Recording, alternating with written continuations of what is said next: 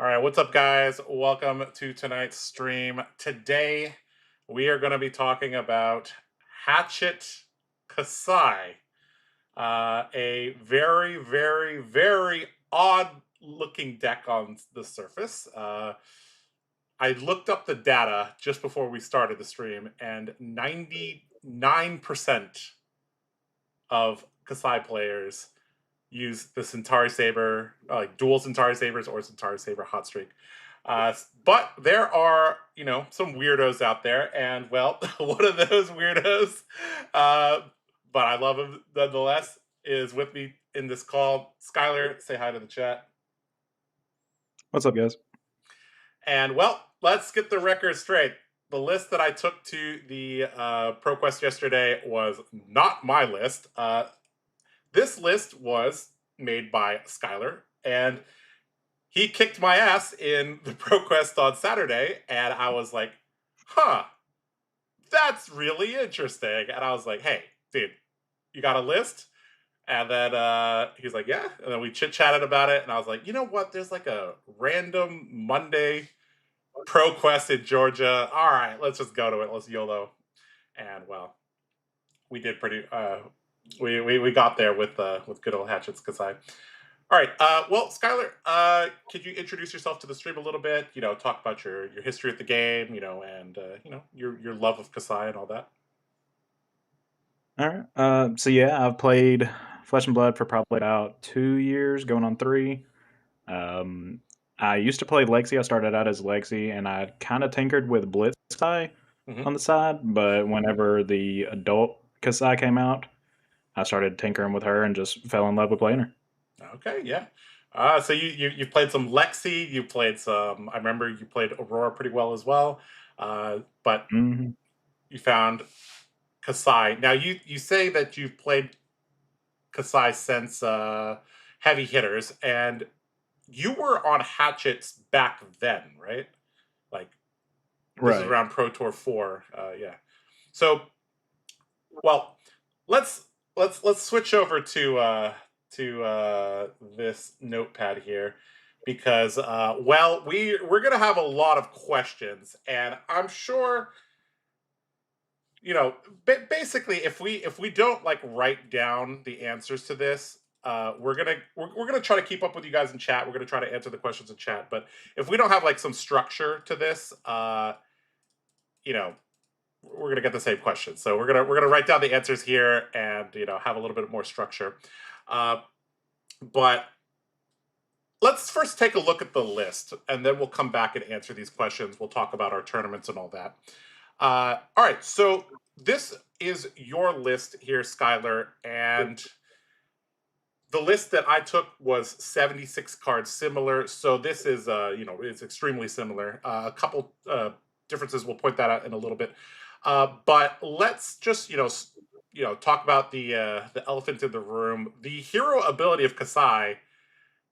I mean, you might as well just get an artist alter and just paint over this first section here, because that's not happening. No, I mean my goal is there for an entirely different plan, and like most people, if you're playing hatchets, they don't really care about gold, and then they're like, oh, the on head of the gold is not going to matter later until you just raise an army. Mhm. Yeah, the normal Kasai lists will use the gold to, like, if they're the more defensive style, they'll use it to draw a card so that they can have an efficient turn. The draw swords Kasai generally is playing cards like draw swords. They're not using their gold for drawing cards. Sometimes they do, but they often just try to rush down their opponent, get out a large raise an army, and kind of just keep tempo that way. But because we're using the hatchets, we basically are never using this first section, obviously. But the hero ability is actually extremely relevant. Now, your list runs 16 yellows, and you have 3 more in the sideboard. Uh, Obviously, you can't block with Tropal, so you effectively have 9 Kassai activations. And over the course of the game, how many pieces of gold do you think you generate from your hero ability? From the hero ability alone, I usually get about 4 to 5 of them. Hmm. Usually about 6 if I can, line it up correctly.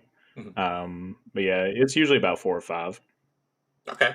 Yeah, so you get 4 or 5 from the hero ability. Obviously, you generate probably 1 or 2 from riches.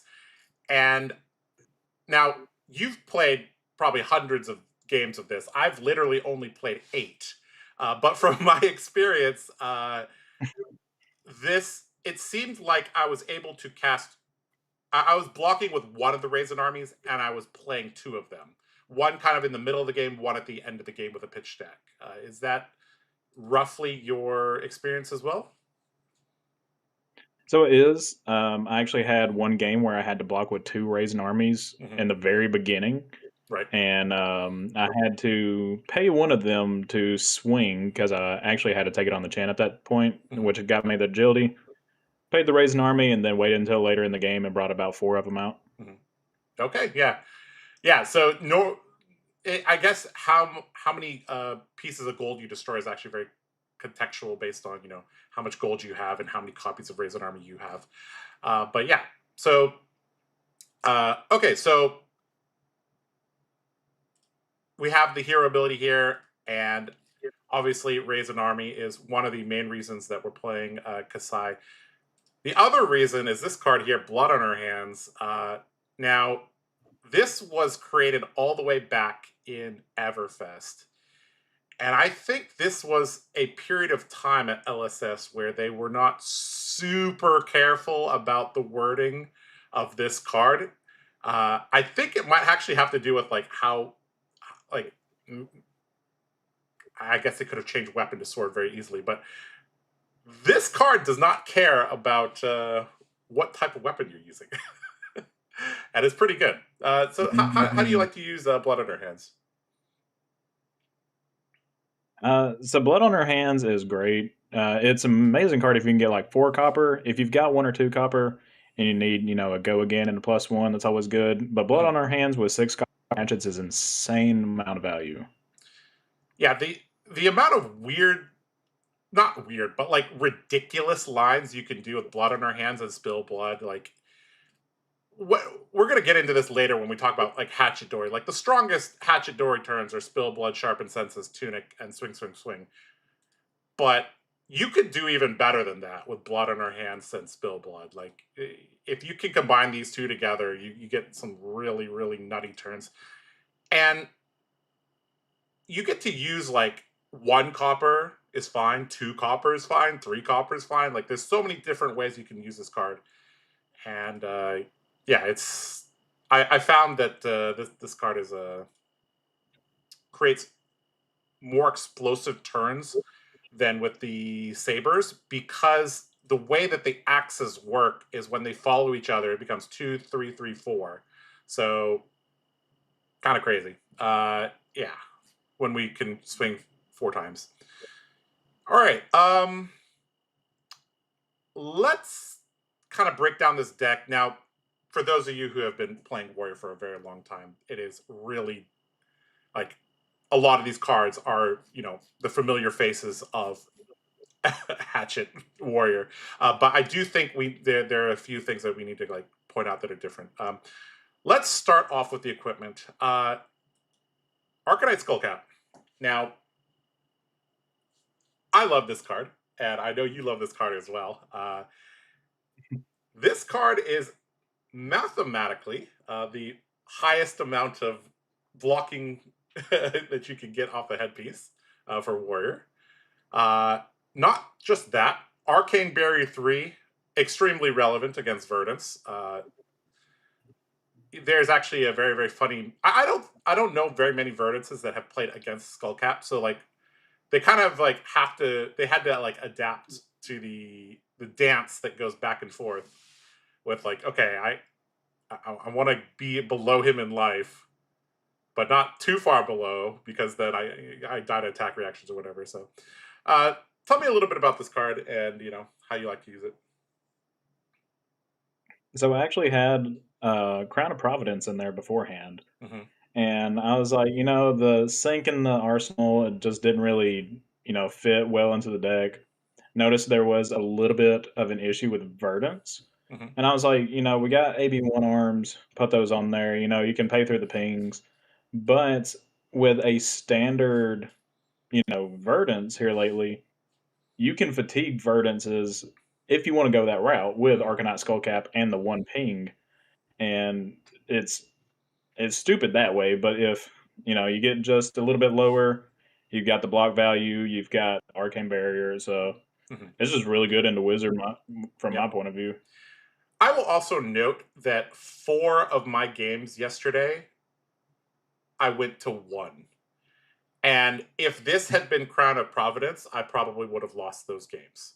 Uh, Getting 2 block and then 1 block out of the headpiece is actually really huge.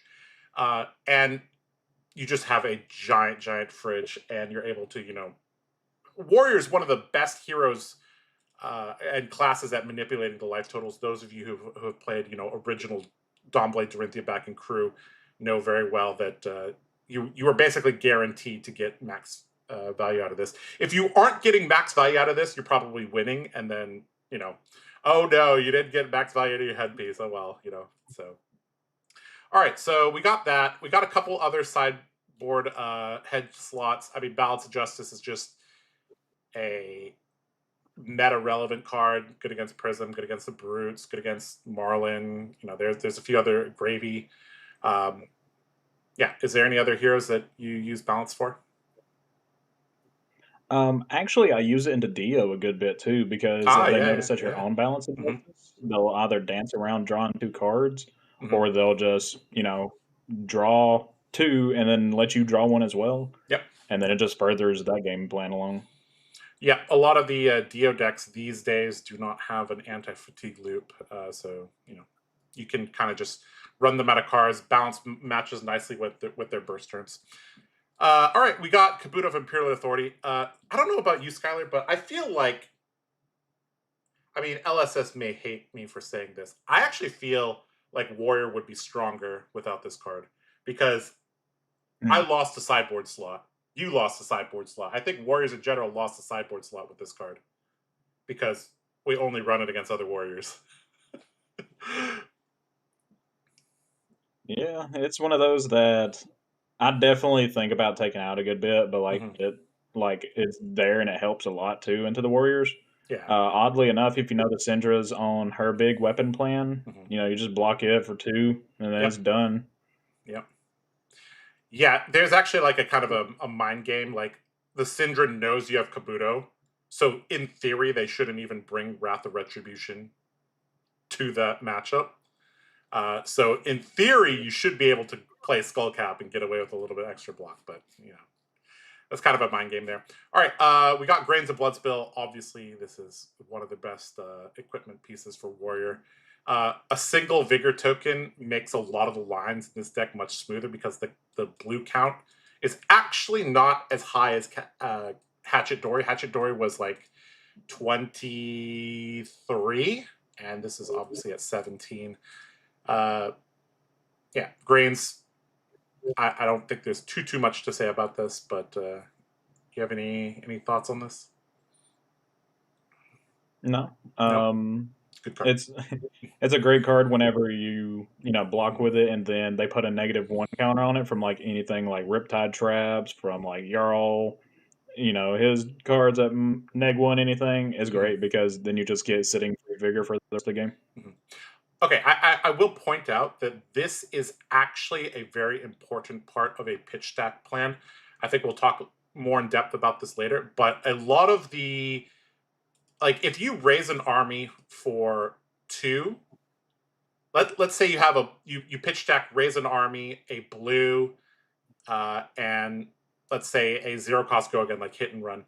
Um, the turn before, you're going to want to have a vigor token so that you can go hit and run, hatchet, raise an army for 2, make a dude, you know, swing, and then end with the hatchet. So this is actually, the vigor token is actually like, this is one of the, like in Hatchet Dory, you would often pitch into the bracers. I found that I was 98% 98% of the time pitching into grains because it just unlocks so many lines. So yeah, that's a little bit of a difference between Hatchet Kassai and Hatchet Dory. All right, Valiant Dynamos, the contender for best warrior equipment. I don't know if you have a different card in mind, but this is one of the goats of the warrior class. I think it speaks for itself, to be honest. Yeah. You block with it about 15, 20 times during the game. It's pretty good.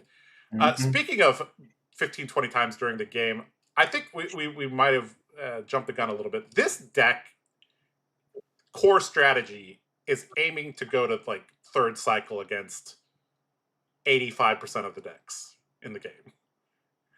Is that safe to say? So oddly enough, that wasn't my main game plan. I was like, I wonder how much value I can actually extract out of this deck. And I was like, oh, I can just put blocking cards in here too, and it works tremendously well as well. Right. So then I was like, oh, I can just fatigue people really easily. Yeah. Yeah. Okay. So let's quickly go through these cards. I mean, I think a lot of these cards, I feel like we probably should be spending more time on this stuff. But let's just quickly go through some of the cards. Outland Skirmish, this 1 copper is actually super annoying. It's actually crazy. Like if you're playing against somebody that's really thinking critically, I think they'll come to the conclusion that they need to block your Outland Skirmish turns, which is playing right into your game strategy, which is yeah. This card's pretty good. So good that I've like thought a little bit about the Yellow Skirmish, but we didn't go that far. Spill Blood, obviously one of the best cards for axes. If you can combine this with blood on your hands, it's crazy. The rest of the cards, very standard. You know, obviously we've got Sharpened Senses. This is, you know, back in the heavy hitters days, this didn't exist, but now it does.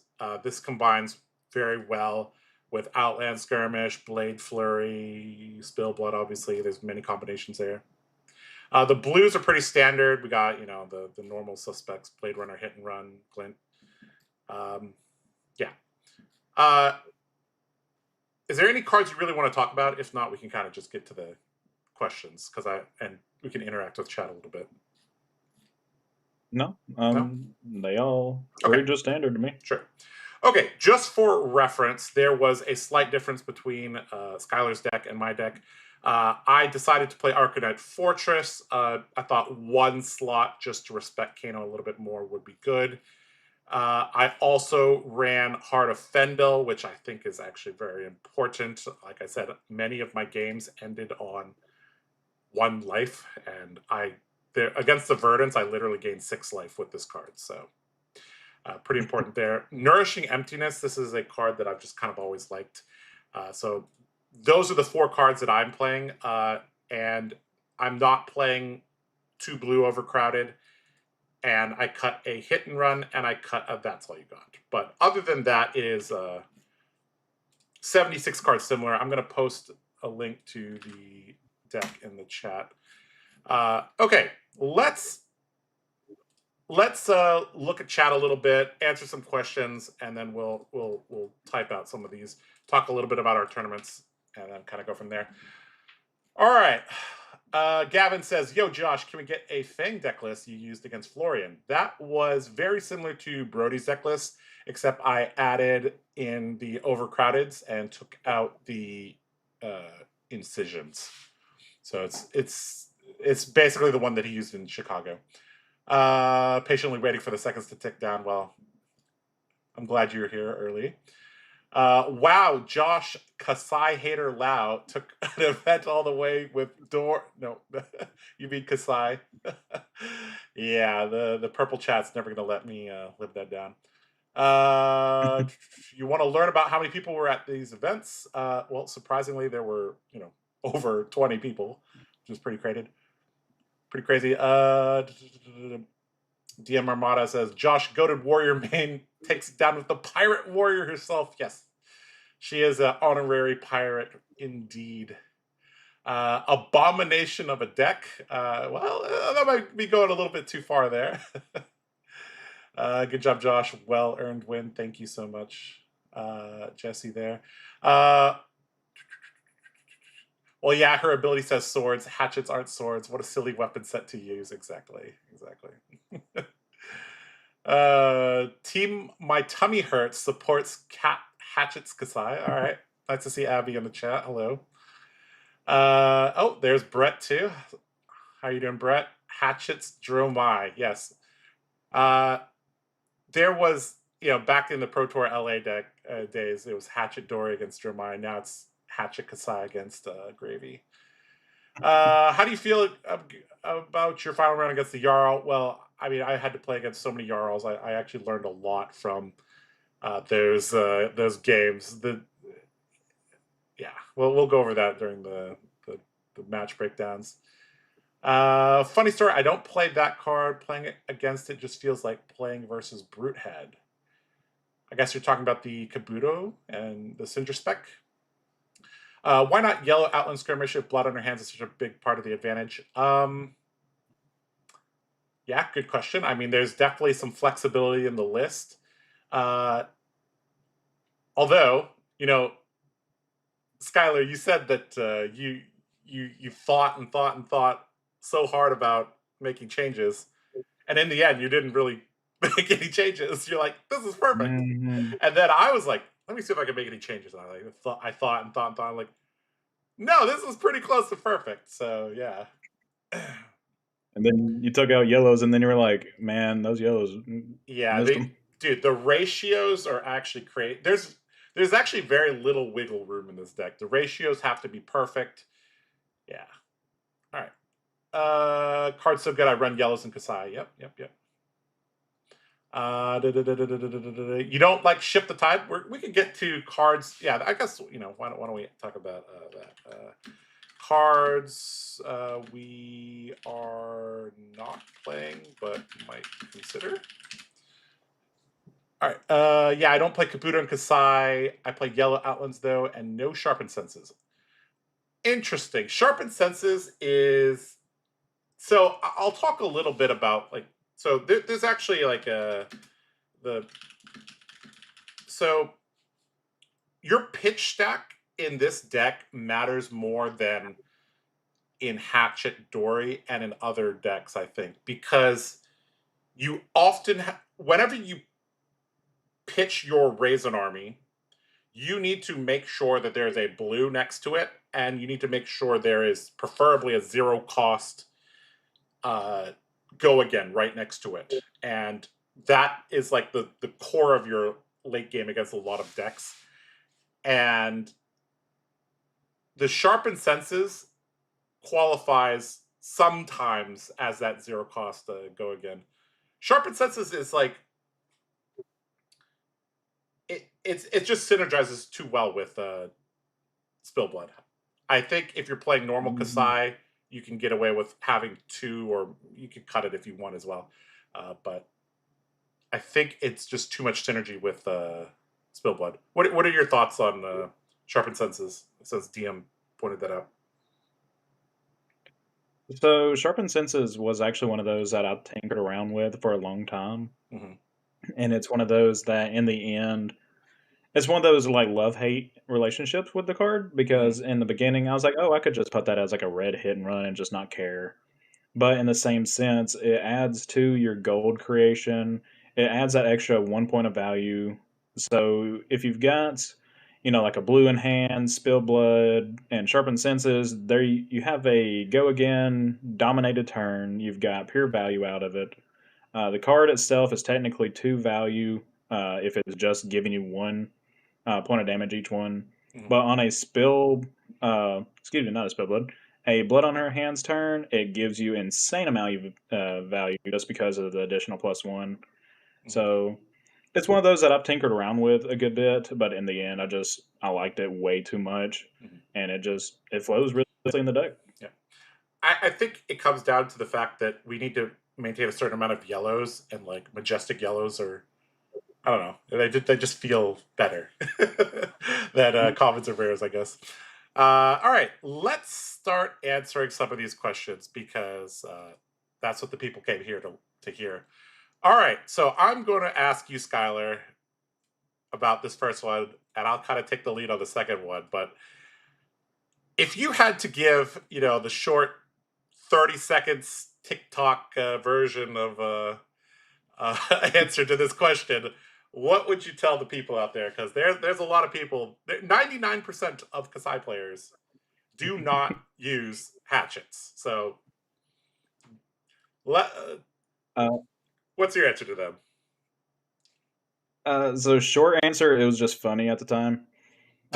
True answer, I was just like, I really hate sabers because it's just 2 and 2. Mhm. I was like, Bolton, you know, if he could use the hatchets, it'd be crazy on Lumina turns. I was like, what if Kasai can use them in just 2 and 3 and then push that extra little bit of value? And that's what it all just came down to. I fell in love playing hatchets, and I've always liked them. Mhm. So, I think we could summarize the first point is well, let's see how this is how am I going to do this? Let's see. Uh, Gains approximately 10 extra value over a game.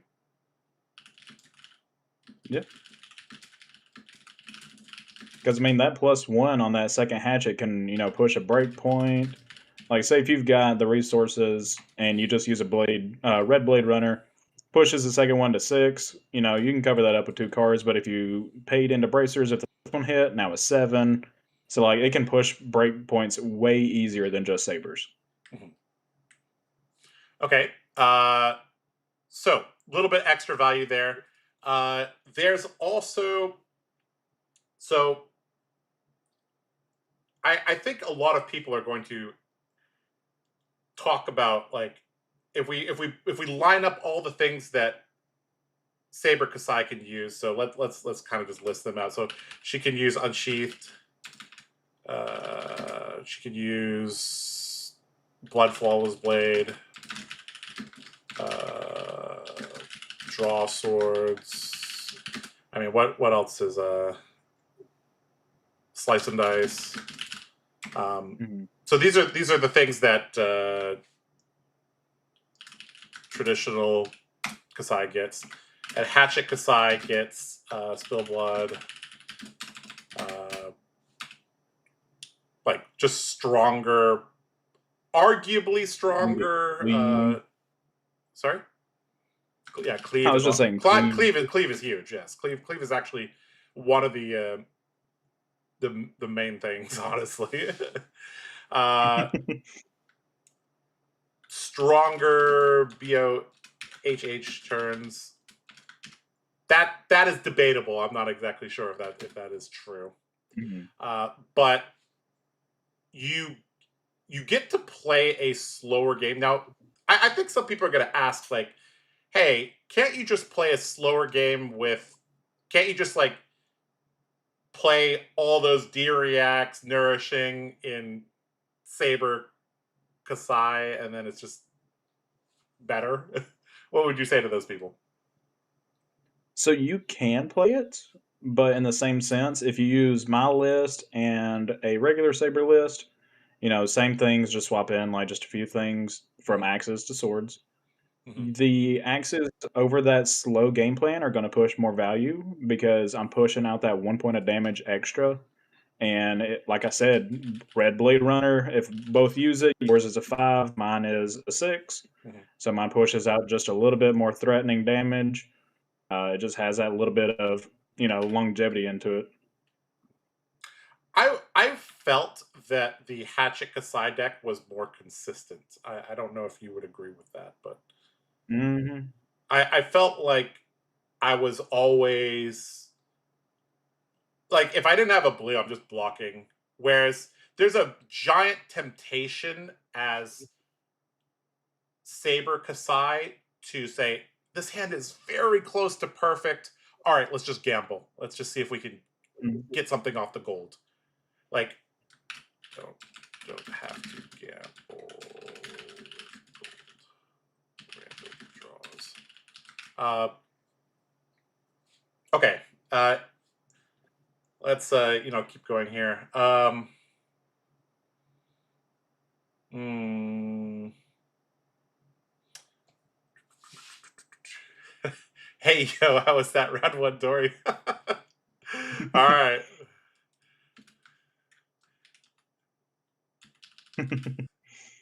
We'll put it there, right there for you. Okay, let's try to quantify this a little bit more for people. I think the hatchets can pitch stack like end game combos better. Is that would you say that is a Oh yeah, because like if you're playing the longer game, you have more time to set up everything. You have time to be like, oh well, I want this glint to be right beside this raisin army, and I want this spill blood to be here. So you have a longer game plan to think about. Mhm, Whereas mainly sabers are just aggro, so they just throw it all at you. mhm. I would also say now that you mentioned like they just throw it all at you, that the Hatchet Kassai is the most fatigue resilient dual wield warrior we've seen in a long time. Extremely fatigue resilient. Because ENT. you fat stacked 72 into me, and I was still 30 cards ahead of you. Yeah. It like the when you have that much like D-reacts, dynamos, and RAA, like you I played against 3 fatigue Jarls yesterday, and yes, I was mentally fatigued, but my deck was not fatigued. uh, oh, riches. Well, I guess you could say riches is also for sabers, but yeah. Uh, okay. Uh, I'm the Kasai, says Lazy Dog. No, I don't think you were. All right. So, is there any other points you want to list out here? Uh, no, I mean it's so like anti-fatigue that it just fatigues other people. Yeah. Oddly enough. Yeah. Ends up other decks. Yeah. Yeah. Now, I guess we'll talk about like the main meta decks that you just end up fatiguing. Syndra, Gravy, Arg. RKO. I didn't even know. Never played RKO until the other day, Yeah. and I was like, I don't know what to do. And then I just resorted to like normal value game plan like everybody else, and just ended up fatiguing him. Right. Okay. Uh, okay. So yeah, if you want a short answer for why you play Hatchet Kassai, you gain extra damage over the game, which is like 10 value is a lot over the course of the game. You aren't because you're playing a more consistent deck. You will take less gambles, which means you should be you get to set up a more deterministic end game. Speaking of end games, the pitch stack combos. So you have dominate. Uh, I mean, provoke is good on both, but uh, oftentimes, okay, we should mention this. Sabers often stack damage on their first attack. Hatchets is more flexible. So I found out something that you did during the games that we played, and something that I was doing during the making games. I was just attacking for 2 and then giving it go again, and then playing like 3 pumps and then coming in for 12. And they were like, oh, okay. Yeah, hides hand texture better. Also, it's kind of funny when you attack for 2 and they block for 3, they're actually kind of losing a value there. So oftentimes, Mhm. like even blue Blade Runner, you go like 2 into 4. That's really annoying. Whereas a lot of the Saber Kassai lists, they'll come in for 3, 6, or 9, if assuming that the Saber gets pumped. So you often just leak a little bit of extra damage on the second attack, which is really nice. Okay, lots of text here, but I think people kind of get the idea. Okay, have you played Hatchet Dory, Skylar? I have, and I hated it. Okay. Well, I top data Pro Tour with Hatchadori, so I feel moderately qualified to talk about this. All right, so Hatchadori gets triple swings. Uh, you have people will sideboard incorrectly. What else? Uh,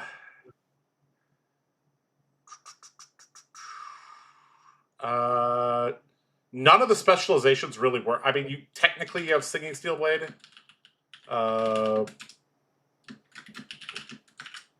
For turn 0, Singing Steel Blade into route. This is something that I was doing when I was in Phuket. It's really funny. You just like attack for 2. They're like, okay, I block for 3, and you're like, all right, Singing Steel Blade route. You start at 34, pass, and they're like, oh, hey, that's not very nice. Uh, what else does Dory get? Dory can runs Tunic, so has access to Shunt. So neither of our lists were running Tunic in the Kassai versions. Maybe we should talk a little bit about that. Why are we not running Tunic? Because the Like games you go said so earlier, long. the deck. Yeah, it's just one of those, like, the deck is just like the spacing is so tight on it, and I just never cared for Tunic because like Tunic made me feel weaker, if that makes sense. Because Grains lets me pay if I have the floating resource, pay it into the next turn. I'm keeping that resource regardless, and that'll keep paying me towards. Because if in habits you can get a few resources, off of Grains, and you can keep those over 2 or 3 turns, you're gunning it. Like you're gonna create immense value off of it. So Tunic doesn't do that for me. I see. Okay, makes sense. All right, and the reason you would play Hatchet Kassai over Hatchet Dory is raise an army, got on our hands. Outland Skirmish. Sorry, this is actually, I mean, it's very similar to Hit and Run in that you can set up a very large second swing. Yeah. All right. What else here? So, I mean, just these two make such a big difference, though. Like, there are Mhm. many board states that I got into yesterday where I was like, oh, Hatchet Dory would just lose this. Like, against very defensive decks, you're never getting to triple swing. And, well, Kassai has built in burst damage. She has built in board state, so she can deal with those. Is there any other things that we want to point out here? Hero ability, obviously.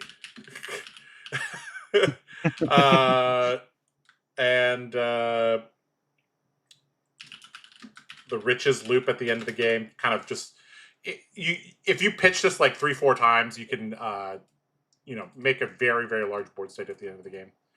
What else?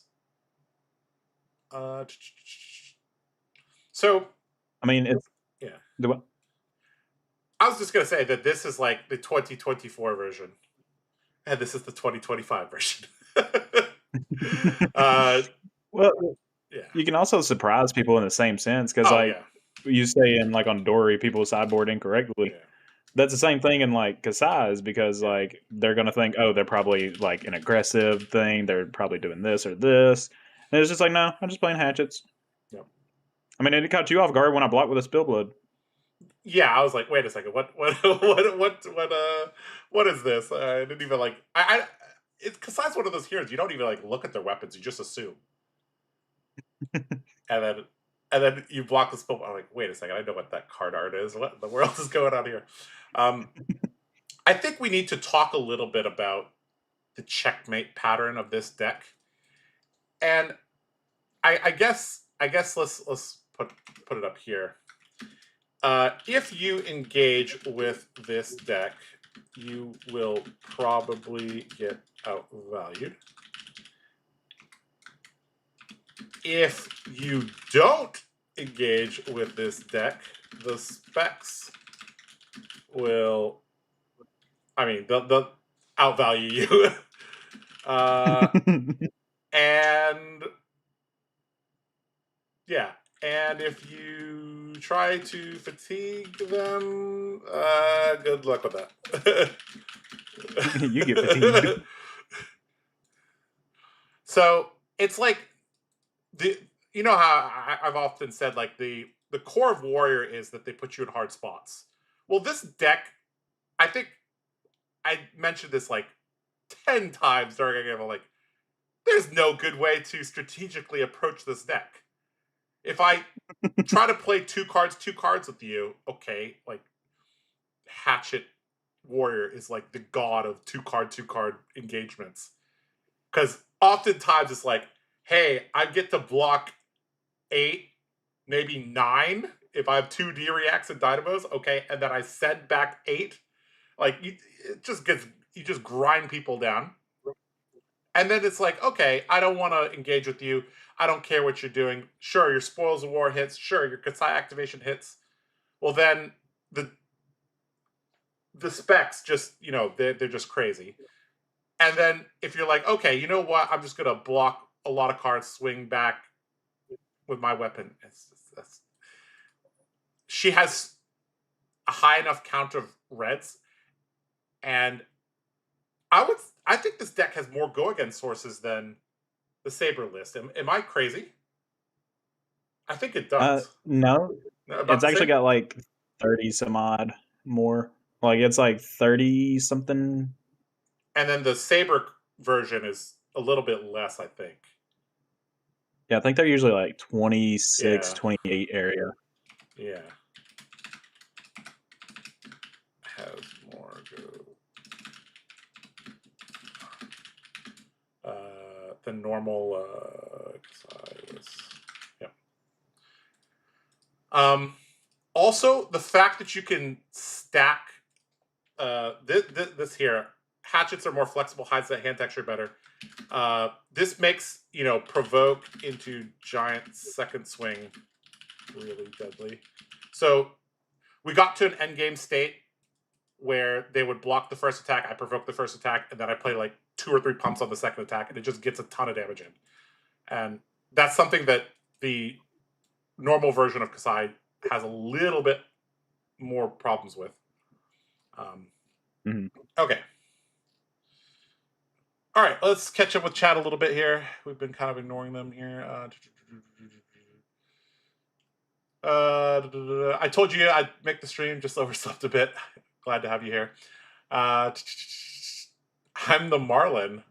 Ah, yes. What's up, SOS? Nice to see you here. Can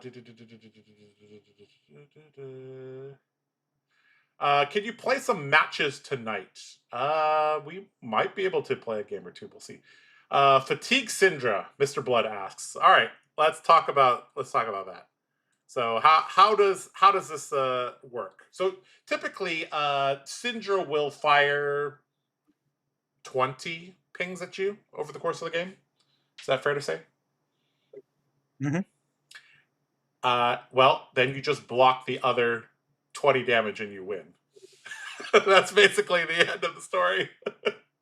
Is there? Yeah, I mean, the video that whenever you posted of the finals, like I thought I was supposed to lose on it, so I was like, oh yeah, I'll just do my thing over here. But like if you if you just fat stack into them and block from the very beginning, I mean, I wasn't really like playing, and he still had like 4 cards in his deck when we were done. That's crazy. So like it just happens naturally for it. Yeah. Okay. If it hasn't been mentioned yet, don't forget to go over that the second hatchet doesn't get the buff if you swing your Centauri Sellsword ally in between. That is correct. The the second hatchet has to follow the first hatchet immediately after. Supremacy also works, but okay, so supremacy on hatchet dory is like I've never seen that work. Tunic with shunt, yeah, tunic with shunt is one of the better. I'm bothered that there is only period total at the end of these sentences. There's no periods in here. There's one period here. I'm kind of all over the place. Sorry about that, Brett. Josh, Playing you've been Hatchet does it. past crazy. I hate to tell you. Well, yeah, I mean, things are a little bit crazy. Is it so hard to make a thumbnail in Photoshop, man? It is. I am a boomer. I am a boomer. All right. Okay. Is there? Okay. So TLDR. This is 2024. This is 2025. Go get the new car. Go get the new model. you can trade your Dorian for some store credit or something, and or credit at the dealership, and get the new 2025 Kassai.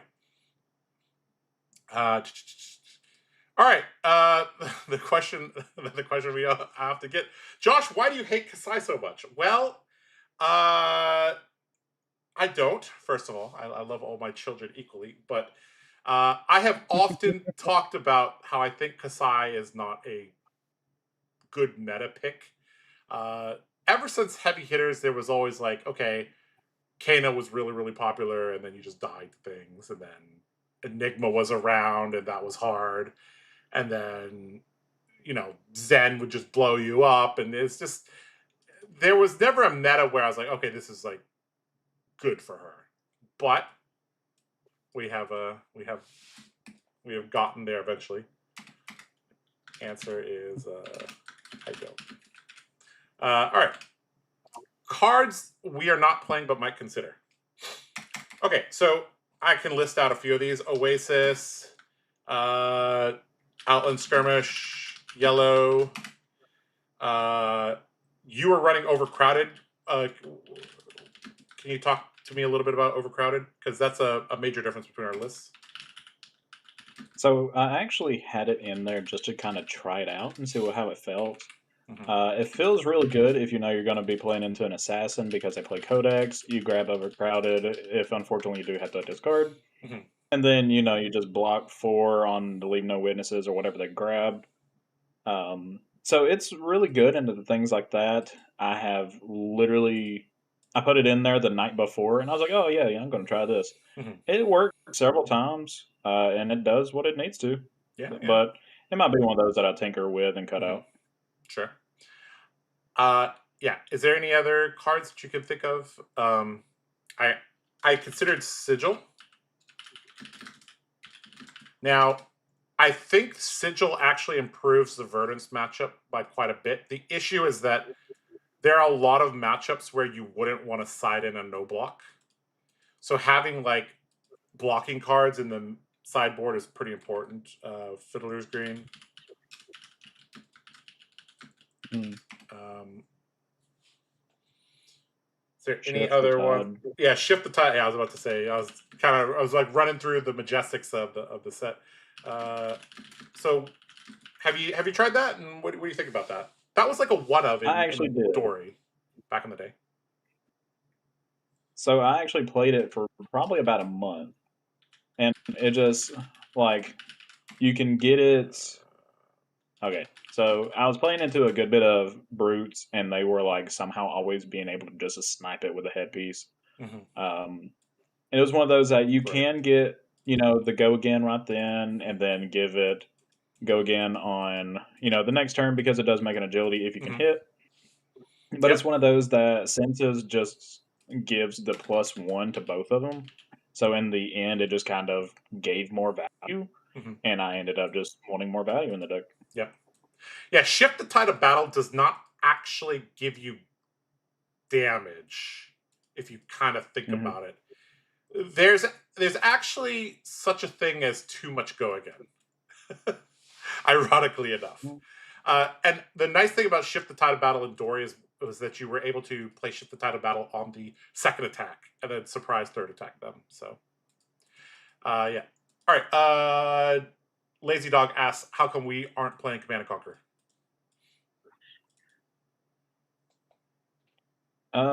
So I just never liked it. It's one of those that you can pair with, some hit and runs and make it, 8, Eight, whatever. 7, 8, something like that. Yeah.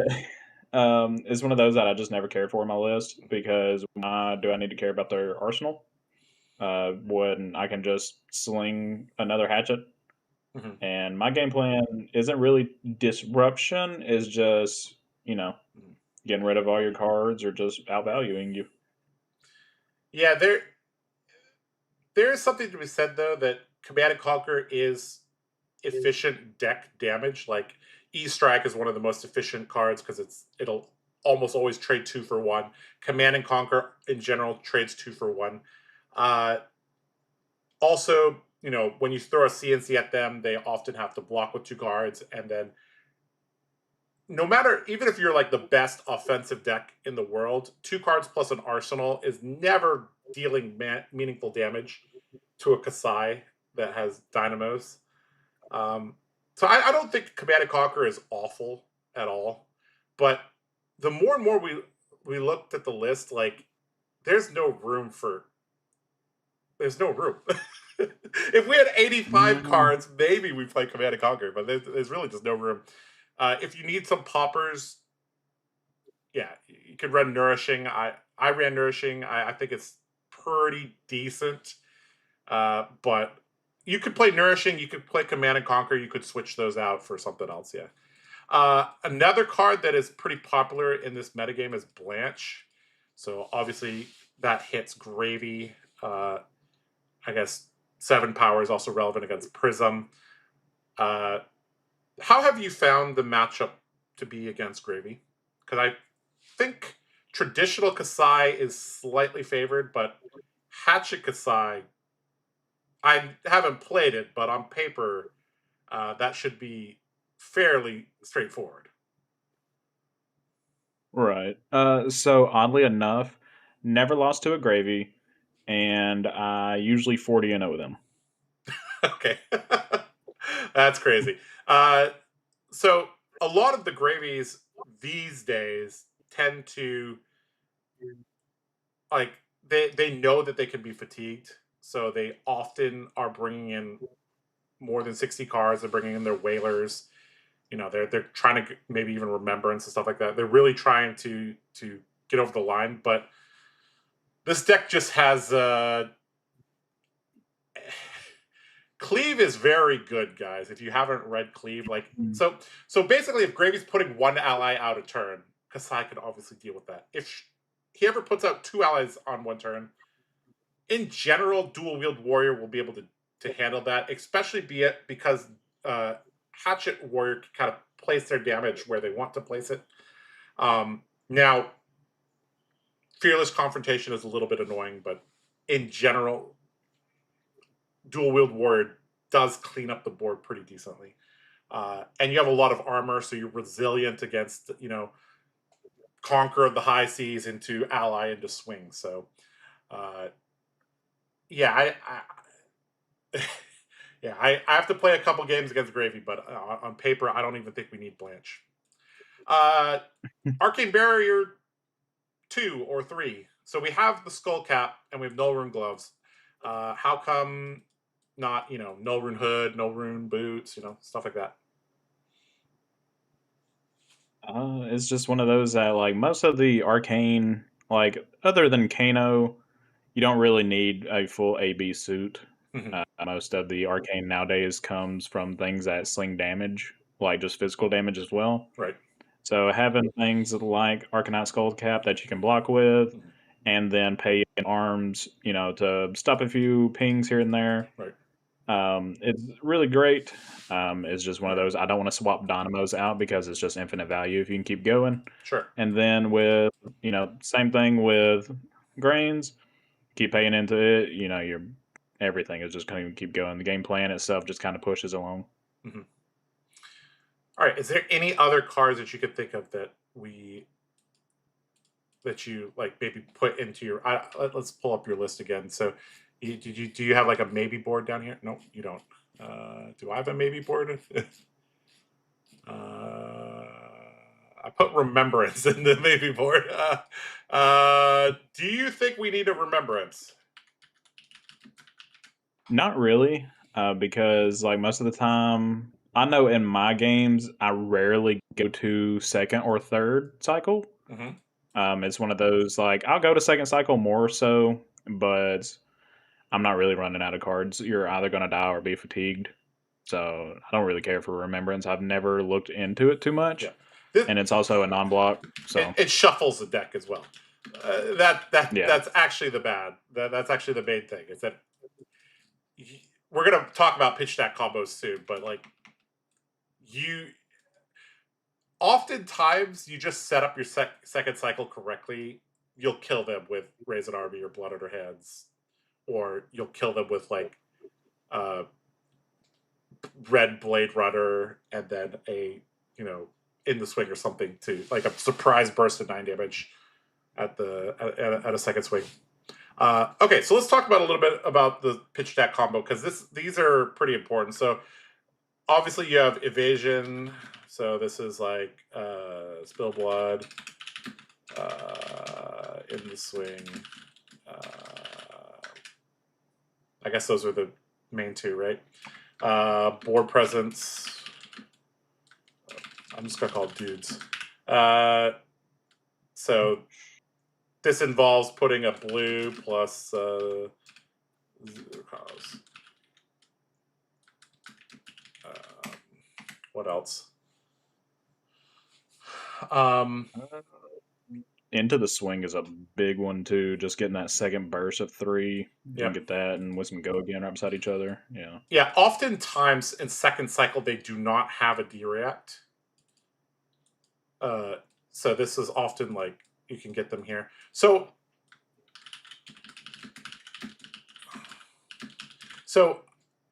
I noticed in the 8 games I played that I was almost always putting reds back into my pitch deck because you're almost never pitching reds. So you basically have to sink reds and opt reds into your pitch deck, and you basically get to put Hmm. 6 reds kind of into that pitch deck. Is that like is that accurate? Oh yeah, there's sometimes where like if you know you've been paying mainly yellows and blues, it's Mhm. not bad to pay a couple reds, and it kind of also gives that surprise factor as well because it's like oh yeah I've got to pay a red, you know oh Yeah. he doesn't have any resources to go again I'm not blocking, and then Yep. like you provoke with another red or something like that. Oh, we got to talk about provoke. This card is actually the most insane in Dual Wield Warrior because you could cause a giant overblock on the first attack, or you could take away their loop pieces. So, like, if they want to recur things, like this basically stops an endgame loop in certain circumstances. This provoke is actually ridiculous. That's actually how I won like 3 of my games. Is like I cause a Hmm. overblock on the first attack, and then outland skirmish swing, and then in the swing, and then it's just really nice. Blood on her hands feels like less of a finisher, but I mean, if you make copper over the course of the game, that you could still use this as a decent finisher. Um, Often this just becomes that zero cost go again. But in any other like specific combos you with blood on her hands that you're like trying to pitch deck? So oddly enough, if you can get, just a spill blood and a blood on her hands together, Mm. that will go insanely well. Um, I've had the Christmas turn of just spill blood, spoils, blood on her hands with 2 blues in hand. It was such a great turn. Yeah, yeah. If you could pitch stack, spill blood on her hands, and several blues, that's a good way to do it. Um, Now, I think a lot of people out there are a lot of the player base. They either play aggro decks all the time, so they never get to second cycle, or they play decks that shuffle their deck all the time, so they never have to keep track of their pitch deck.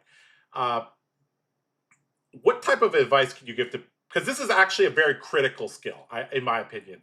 Like if you don't pitch stack correctly in this deck, you're gonna end up with potato hands in second cycle. Like what type of advice can you Mhm. give people to pitch stack properly? Because this is a core skill in my opinion. So oddly enough, it's one that I've had to learn over time because, like I said, I used to play Lexi, used to Mhm, play Aurora, where in Aurora you're rarely pitching and you're just mainly killing people. mhm, But this is one of those that like you kind of have to, since it is a longer game plan, you kind of got to think like, oh, do I need this spill blood right at this current moment, or can I pay this into something mhm, else?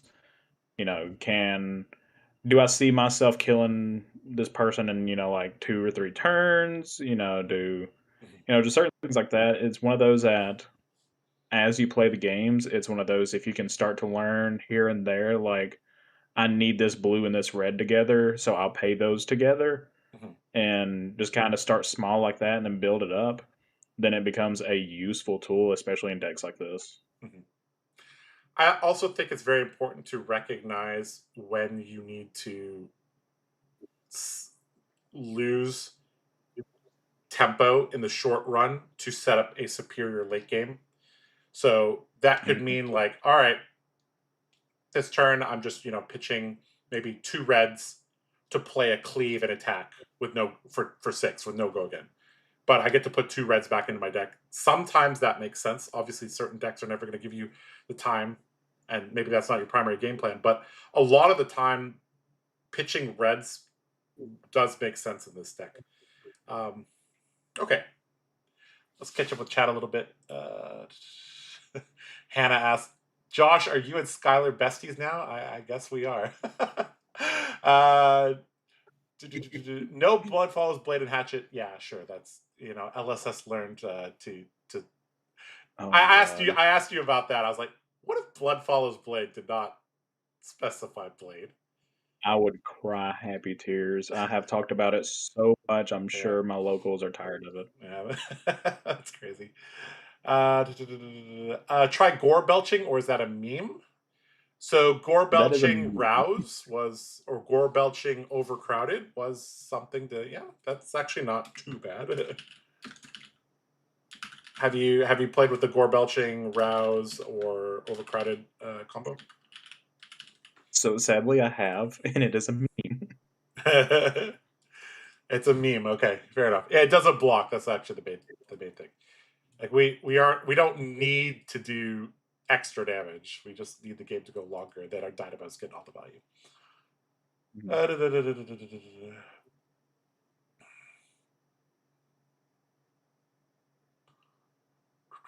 CNC, yeah, the lazy dog does point out that CNC is like it, CNC is actually a good, I wouldn't say good, above average card in Saber decks, but in Hatchet decks, like you could just extract extra value from just blocking and playing Blade Runner turns. Uh, Mhm.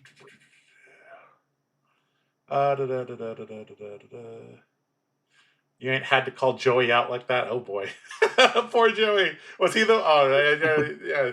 Somebody got 40 out, but it may or may not have been Joey. When is If Arcanite you Fortress will. coming in? Just came out. Yes, I could possibly see it against Verdance, but I don't think you need it. Uh,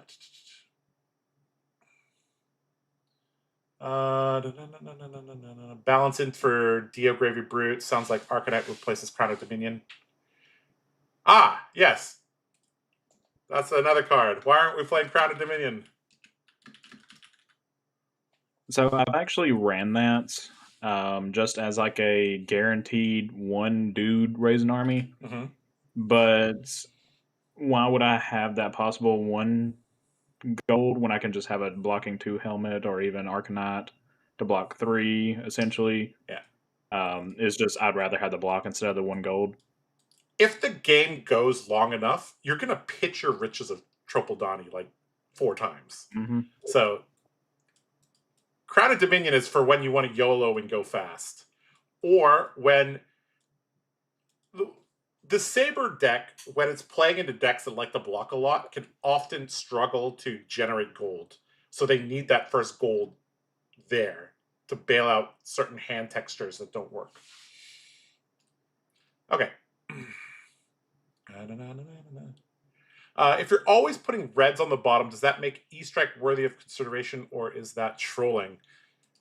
There's just no room for that card. Like, E-Strike's good, CNC's good, but, like, there's just no room. I don't know what else to say. Have you tried 13 E-Strike? hours on that deck. Yeah. Changed 2 cards. Yeah. you thought about it for 13 hours and changed 2 cards. Yeah. I hear you. Okay. Is there any other pitch deck combos you want to talk about, or is this kind of about it? Yeah. If you get just a few, like the standard blade run or blade flurry, a blue and a blade runner, throw those together if you need to pay them that way. But not really. I mean, that's mainly all that you're going to do right there. Yeah. Okay. All right. Okay. Let's talk about our tournaments. So, the first tournament in sequential order. This was today is the 14th. So this was like on the 11th, right? Yes. Last Saturday. Yeah. All right. So, walk me through your tournament. How'd it go? All right. So round 1, paired into Dory. Done the usual, just value until you get a couple gold. I think I raised an army for 2, maybe 3. So this was like, if I recall correctly, Abby's list was like a mid-range Dawnblade Dory list. Right. Okay. And is it a little bit scary to make dudes against Dory? Because they can retain the counter, or they can, maybe farm 2 dudes for a counter. Is that like a concern? So sometimes it is, and then sometimes it's one of those that, like, if I feel like I'm starting to lose my tempo, or I'm starting to lose in the value race somehow, it's one of those, I'll just put a dude or 2 on the field and you will quit targeting me. Because Yeah. I mean, even against you in the second round, made 2 guys, you attack them, then I ate your entire hand the next turn. Yeah. This is where I felt like there's no good options against this Hatchet Kassai list, because it's like, all right, if I clear the dudes, that's exactly what you want me to do. If I don't clear the dudes, well, that's just adding 3 damage every turn. It's really, yeah. In this round 2, you played against me, and you were extremely far ahead the whole game. But I think you hastily blocked on a Dawnblade that had a couple counters, and I got you with Twinning Blade. So, but I think if we had played that game a little bit slower, you would have gotten that one for sure. Round 3, you played against a Victor. So I just for reference, round 1 and round 2 basically with the same the same pattern, right? You just use all your D-reacts, pressure when it's relevant, annoy the Dory with on-hit gold, on-hit copper, just enough to create some breathing room. Right. That second game I would have got against you if I just blocked 6 instead of just thinking, just off the wall and just be like, herder, drop hand. Yeah. But, drop 6 right there, drop 6 on the next one, and then I live at 1 and beat you next turn. Yeah, it's actually important to note that you were like 15 cards ahead of me, which is ridiculous. But yeah, okay. So you played against a Victor. What type of Victor was this, and how'd that go? So on paper, this is a tough matchup because you lose all your clashes. Yeah, yeah, it's one of those that you just have to value a lot more. You have to think a little bit heavier into those. Victor is one of those that, like, you can either go very long or very short. And I believe, because actually that was my brother that I played against on Victor. Oh. And so he and I have done this very, a good bit of time. We've done it a very lot. Um, Mhm. but it's just one of those that if you don't block correctly in that certain area, Mhm. you'll just get blown out of the water. Yep. So you have to think really hot and heavy on this one. And thankfully, I saved up 5 gold, made 5 guys. I took a Macho Grande 8 to the face, stayed at 2, and then just hatchet, 5 guys, Mhm. and another hatchet. Okay. Yeah. So being like Guardians traditionally have been unable to clear the board.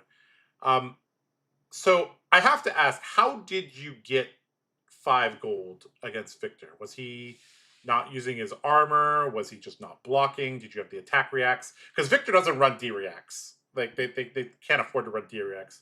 Did you just kind of combo your hero ability when you had a Blade Flurry, something simple like that? So that's what I had to do a good bit is I had to watch my Kassai activations when I knew that I could hit or like, spill blood or something like that. Or catch him on one turn where he just, played Visit the Gold Main and made a ton of mites. I was like, oh, God knows he's not blocking this one, so let me sneak in Yep. 2 damage. Yep. Um, Hmm. and like I said, I think it was like 11 to like 12 or 13 or something like that. Hmm. And then he hit me for 8, and then I had him in cards by like I think 15 or 20-ish cards. Hmm. But it's one of those I had to just pair it right. Like it was in the pitch stack where I just had to have it all together. Mm. Yeah. That's interesting. That's very interesting. Okay. Round 4, you played against RKO. This is a matchup that is all about wrestling the early game from them. So you really needed to get a life lead. How did you obtain a life lead against RKO? So on that one, it was the first RKO I've ever played, and still the only RKO I've played. Hmm. And I had to kind of learn as I go, and I noticed that he was very kind of like Hatchet Kassai, value Yes. oriented, Yeah. but he would Yeah. just a lot of damage outburst. Hmm. Um, D reacts go burr, especially against 8s. Yep. Those helped me a ton. Getting a good bit of red blade runners in there, Hmm. and just the attack react sneaking in a few threes here and there, and then just playing the very very long game. Got him down to the last 2 cards. Did RKO have to roll scabs in that game, or did he play it a little He bit more did. conservatively? He rolled it. He rolled it one time against me, Hmm. and it rolled off of one of my dudes because I had just raised an army of 2. Hmm. It rolled off of one of my guys onto Kasai as a 1, and I was like, yeah. I was like, there's my turn. Nice. Okay. All right. So yeah, RKO is a matchup that like they try to get a life lead with the hero ability, and you just have so many D reacts. You're like, yeah, sure. I got answers for your trickery here. Okay. Did RKO steal any of your agility tokens or vigor tokens over the course of the game? Because that's actually one of the things He that happened to didn't. me, and I was like, no, I needed that. Steal victory. So he didn't actually. He actually Oh, gave me okay. 2 vigor throughout the game, and I was like, "You're Huh? paying Uh. for me to kill you." Like, That's crazy. Okay, round 5, you played against Kasai, and I'm mhm. sure the Kasai was very confused. Did you play against Chris? Was this against Chris? It was. Okay, so I mean, this is actually like really. I think I told you that this is like playing a Dorinthia mirror. You present Dawnblade, and the other guy presents Jubil, and then beats the shit out of you, and you're like, "What just happened?" uh, yeah, that's basically what happens when you play a Kasai mirror hatchets versus sabers. They're just like, "Huh? What?"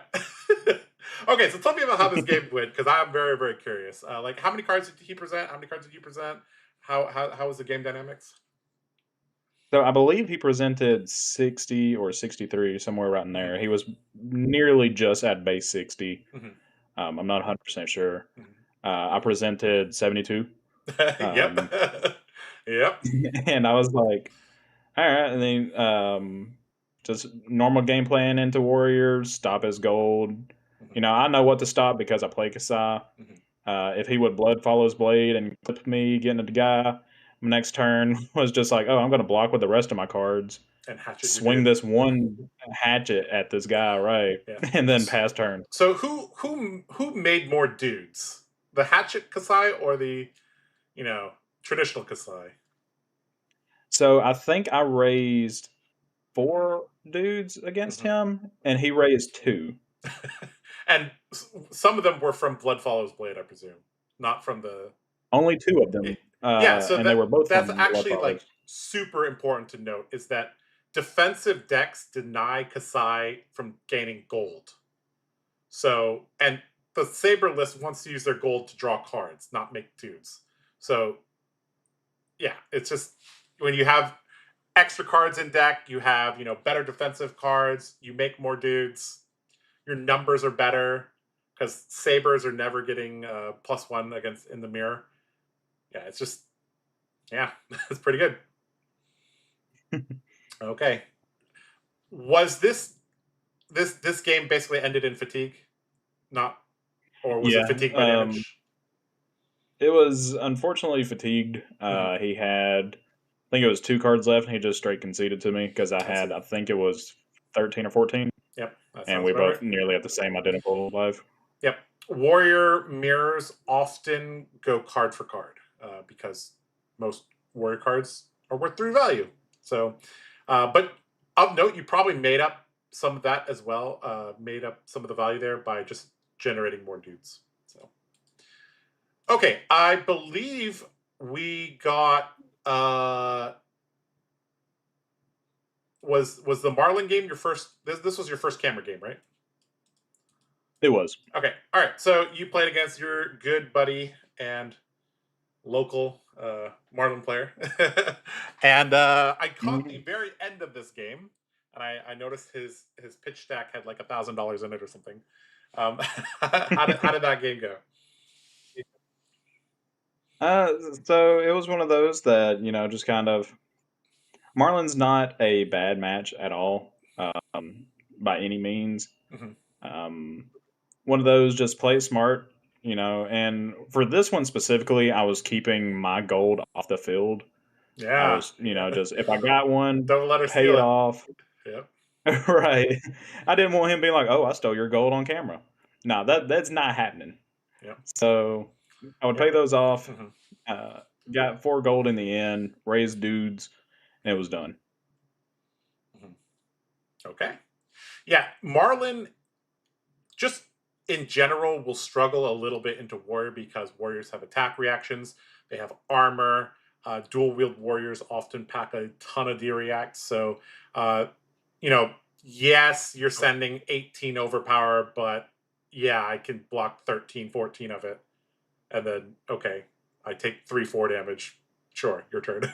And yeah, this is a now in theory Marlin can never be fatigued as long as they have Tropal Donnie because they have infinite harpoons via gold. Mhm. So you do have to like kill them eventually, right? Right. Yeah. Okay. Cool. All right. Semifinals. Another camera game against Josh. Uh, what was different about this game and the first game? So first game, you didn't know I was on hatchets and boarded 60. Yeah. Second game, you knew and boarded everything in the. 71 or Um, 72. Yeah. Yeah. Which actually I think hurt my consistency a little bit. Like it's like okay, I can't attack with this hand because I drew a non-functional hand. But yeah, yeah. yeah, there What? were a few How turns. did it go? It was good. It was kind of like the first few Dories. Hmm. There one time where you just went full aggro for about 2 3 turns. Hmm. I just blocked it Oh, out like oh, normal, yeah, and yeah. I then remember we're both like using our kabutos on turn one. We're like, yeah, let's just you're yeah, right. like let's just play an honorable matchup from here on out. So that was pretty funny. Um, but this was the game where I really like a lot of the wheels in my brain started turning. Like, I just like looked at the life total, like I'm just behind slowly, slowly, slowly, and there's like nothing I could do. And I was just like, oh my goodness, it's just checkmate 3 ways to Sunday here. It's crazy. Yeah. Mm-hmm. Yep, yep, yep. Near the end, you let me get that one Outland skirmish Mhm. gold Yeah. or copper, and just let me Yeah, go again into dude. yeah, go again into dudes is pretty good. Like one copper, you may not think is like that big of a deal, but it turns blood on our hands into at minimum a hit and run.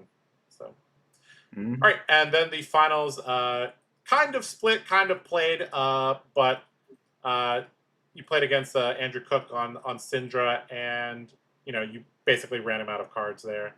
Uh, any notes on this matchup? Is there any like play patterns you were like kind of watching out for? Like this was the major point in the game. Not really. It's one of those if they start off with a dagger, Mhm. and you have a shelter in your hand, play it as an instant Yep. because the 3 value off of that is going to be way more efficient than splitting it Hmm. for just a 4D react on one attack Right. because that covers, the flick, the daggers, and everything like that. So they're going to have to kind of work around that now.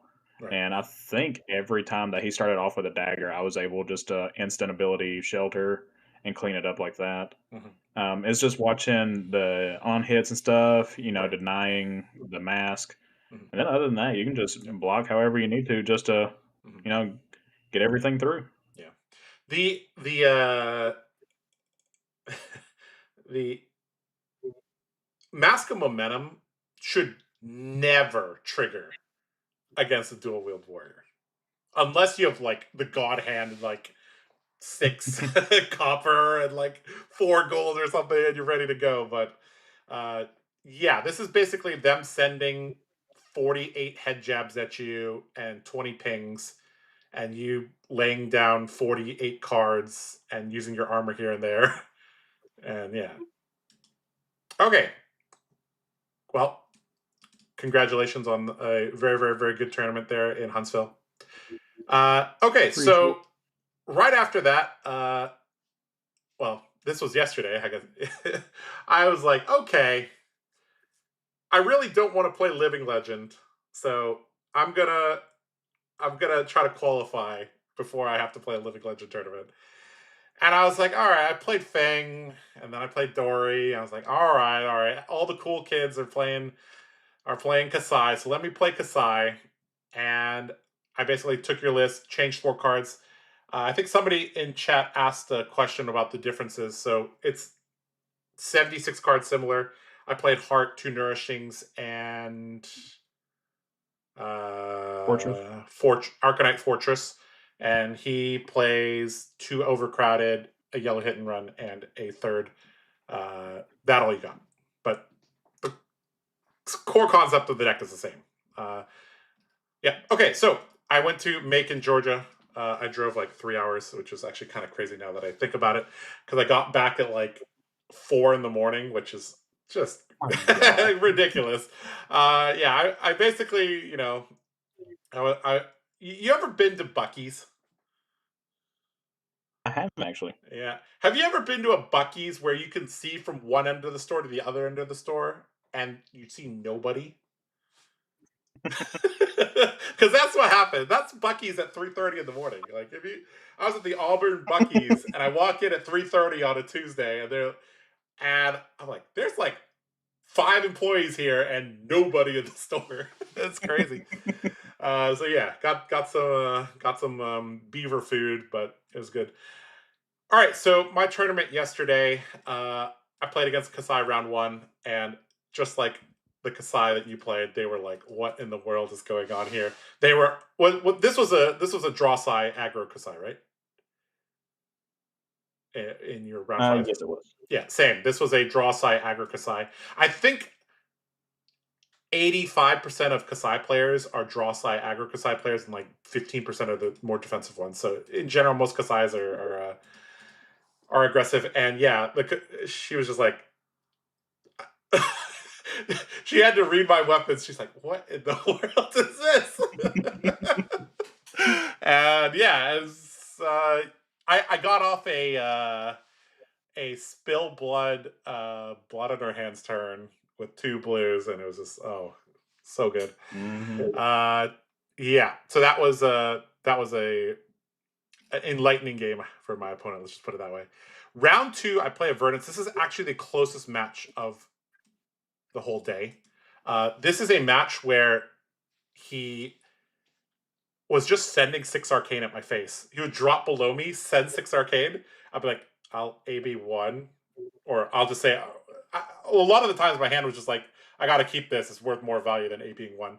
And then he would take damage, and then shoot me. And eventually, I was in really low single digits, and he had Ring of Roses out, and he like sent a bunch of arcane at me. I dropped down to 1. I was able to heal a little bit. I think Heart of Fendel triggered like 6 times during that game.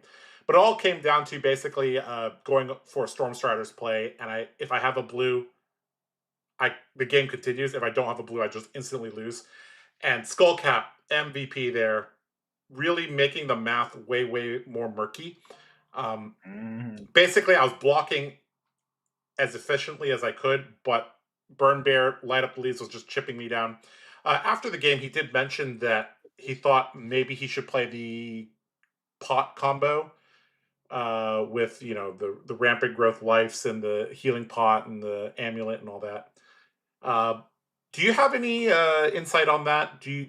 Would you prefer a mid-range Verdance that is playing, those attack actions, trying to get Ring of Roses, sending Arcane at you, or uh, or would you prefer to play against like the pot combo that just trying to block you out and then combo you?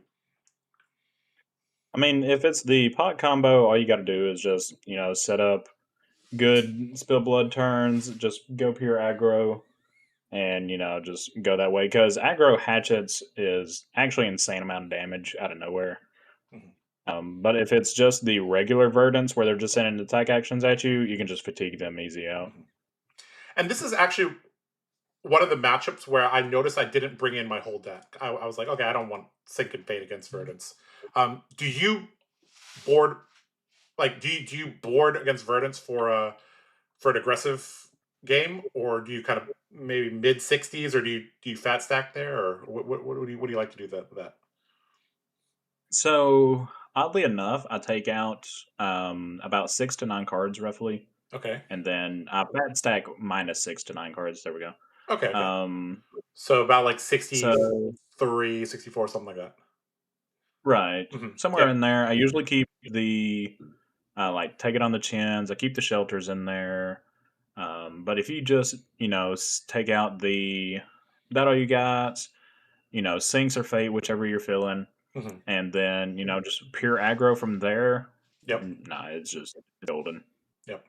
Yeah, and you'll be able to tell by probably turn 2, turn 3 whether they're on the pot combo or they're playing mid range, and you can kind of adjust Mm. based on that. All right, round 3, I played the same RKO as you did in round 4 of the Huntsville tournament, and I was basically like he drew pretty well in the first couple turns. He was able to get a little bit of a life lead, but uh, I was just able to wrestle that life total back, and I was able to hold it for a lot of the game. He had to roll scabs several times. Some of them were double action points. I think he rolled 1 or 2 ones, so kind of like was very swinging in that sense. But yeah, it just kind of ended with like he was gonna fatigue by deck damage or just by it was fatigue through running out of cards, but also running out of life at the same time. And it was, like what's that called, like a double checkmate or something like that. So Right. this matchup traditionally, I would say, is actually not easy for a lot of warriors because RKO just blocks a ton, has a ton of D-reacts. But then Kasai's like, okay, you have a bunch of D-reacts. Cool. I have a bunch of D-reacts. And it's like, okay, Dynamo's going to accrue value, basically. All right, round 4, I play against Fatigue Jarl. I didn't even know people were doing this. I went when I was like, okay, this will be fun. Let's play against a Jarl, and then presents Sledge, and my spidey senses go off. I'm like, presents tunic sledge. All right, and then he's as soon as I saw the first red staunch response, I'm like, oh my god, this guy. All right, all right, all right. And then I was like, okay, I gotta focus. I gotta play fast because this is during Swiss, and I have to set up a pitch stack, and I have to get max value from all my cards. Uh, and I have to keep track. So it's very important to keep track of your blood on our hands and raisin armies in longer games because that is your win condition in second cycle. But basically, Hmm. was able to set up a large dude army and got there. Round five, I play against another fatigue Jarl, pretty much the same style. Uh, and that one I think was a little bit closer than the round four game. I think because his deck was constructed a little bit differently. But yeah, it's basically the same story. Didn't quite go to full fatigue, but there was a I think I got a pretty decent raised army off, and same story there. Okay, then we played against Marlin. This was actually a very enlightening game for me. I was like, what in the world does this hero do? And then I was like, okay, harpoons do this, and then I was like, oh, it's battering bolt, and I got like Vietnam flashbacks from playing Dory and like getting hit by battering bolt from Azalea. Battering bolt is pretty good, and yeah, he sent six battering bolts at me because of the codexes. We basically had to like he drew pretty hot on the first 7, 8 turns. We basically just had to walk, block, and block, and block, and block. And some of the hands I would draw up, and I was like, "Uh oh, I drew 3 action cards. Uh oh, I'm gonna have to take some damage." And the life totals actually walked down together quite a bit. Uh, but once we got through the battering bolts, once we got through the codexes, the whole library of pirate library of cards. Eventually, we got to a state where I could, create a little bit of a raisin army that created a little bit of a room. We had some very funny moments during the game. He would go like, "All right, I'm gonna play this pump, and then I'm gonna play this pump, and then I'm gonna activate my harpoon or my bow, and yeah, this is 18 with this hit on hit, this on hit, this on hit," and I'm like, "Huh? So you're shooting at him, right?" And he was like, "No, it's at you." I was like, "Oh, you're not gonna send 18 at my dude? Okay, fine, fine, fine, fine." But yeah, that was a very very fun game. Yeah, we got there in the end, but it was a really really really close game. All right, semifinals, same Jarl from round four. This goes a little bit differently. He sideboards a little bit differently, plays a little bit differently. He has the remembrance in there for a Oakenold loop at the end of the game. And so he like turn 21, he remembrances back 3 Oakenolds, and he has the blue fuse card in hand, and he kind of just IPs that and holds it. And he's been blocking the whole game, so he's still like at like 10 to 12 life. And so he gets off two. So he sent 1 Oakenold in the middle of the game. I had to use my armor. Then after he remembranced, he blocked with one of the Oakenolds, and he sent 2 more Oakenolds right after that. And I didn't have enough armor to stop those Oakenolds, so both Oakenolds connected, which caused a lot of damage to be dealt to me. I dropped from like 12 down to like 4 or something like that. And then he puts out a CLF, and then I kind of get to my pitch deck, and I just like we get to the point where I have to drop to 1 to create a large enough army. I played Raised Army twice during that game. Both of them were for like 2 or 3, and basically I was able to get there with a bunch of dudes, and basically get the last couple cards from his deck. But those fused Oakenolds on turn 21, 22, 23, absolutely crazy. Made the game really, really, really, really close. Ended the game at 1 life. Have you played against this type of Jarl deck, Skylar? So I actually have. Yeah. It's just one of those where I had to make sure I arsenaled the D reacts as much as I could just to, stop that dominate stuff. Mhm. Just that and keeping up dynamos as much as you can. Yep. And oddly enough, the turns that they would play like Channel Lake Frigid and stuff, I would just have made a Vigor token. I was like, oh, thank God I just made that. So Yeah. mm, Yeah, it's Grains crazy. is a godsend in that matchup. Yes, Grains is extremely important in that matchup, and the Fatigue Jarls are one of those decks where you really have to understand how to pitch deck and understand threat density because you need enough threats in your deck. You can't block with your reds. You have to pitch your reds or play them. Yeah, very, very nice game. All right, so then it is like 1 o'clock in the morning, and Kano and I are like, all right, we just want to go home. He's not going to go to Japan, and he's a bro. So this is not a legitimate win. This is a we're ready for some asterisks there. But yeah, we did end up taking it down. We opened a hilarious gold foil bunker buster.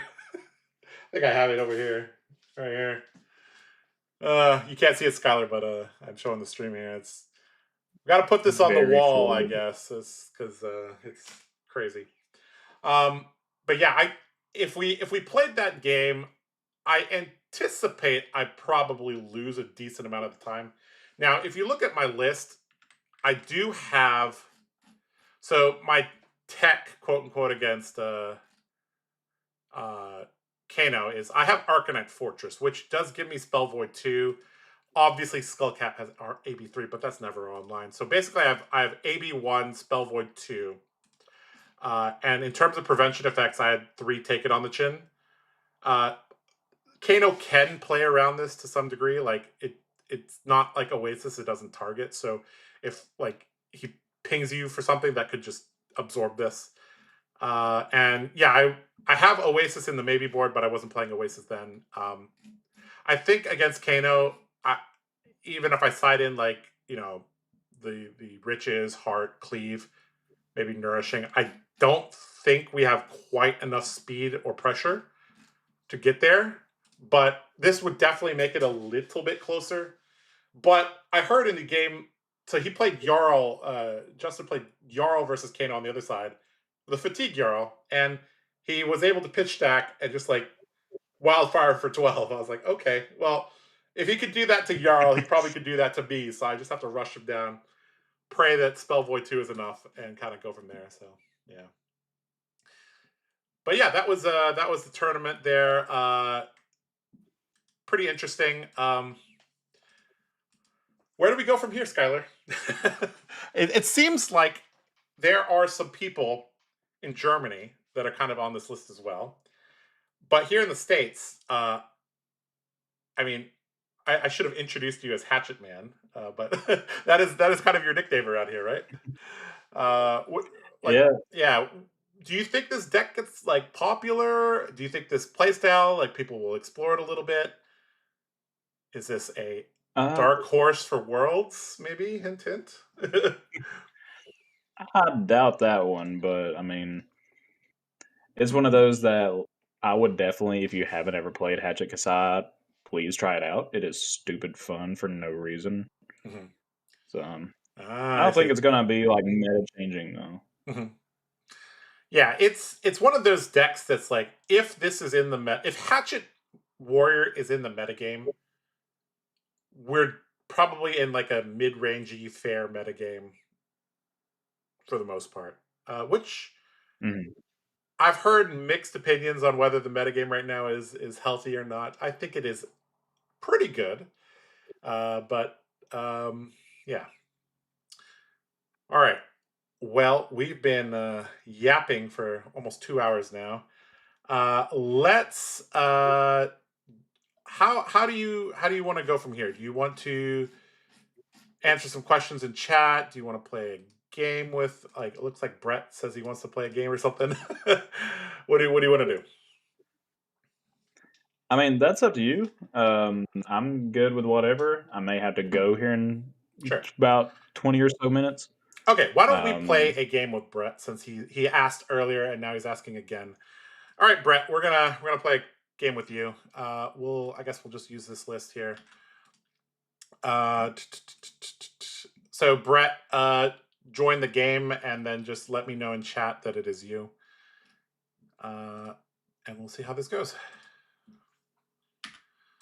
Brett, please tell me which hero you're playing as well. Probably Prism. Oh God. No, if it's Prism, like All right, easy. is this you? Would you like to go first or second against Pallades? Second. All right. Always. I will. Is this you, Brett?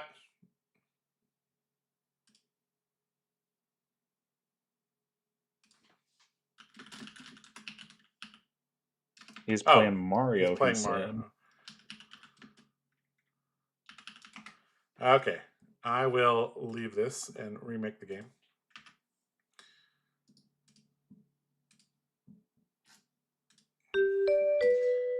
All right. So I will kind of let you play the game, and I will kind of just be your hands, and you can walk through your lines and all that. All right. So if we're playing against Mario, I presume we want the skull cap. Mm-hmm. Usually, if you're playing into assassin, fat stacking is just crazy Brett, good for it. You gotta be faster, bro.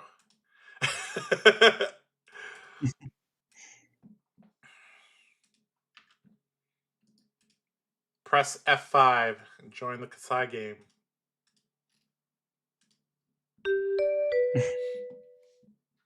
Yeah, and the Mario, that's when a good bit of those D-Reacts come in handy just because he can just, send a dagger for 1 or 2 and then just change it into, 15 plus.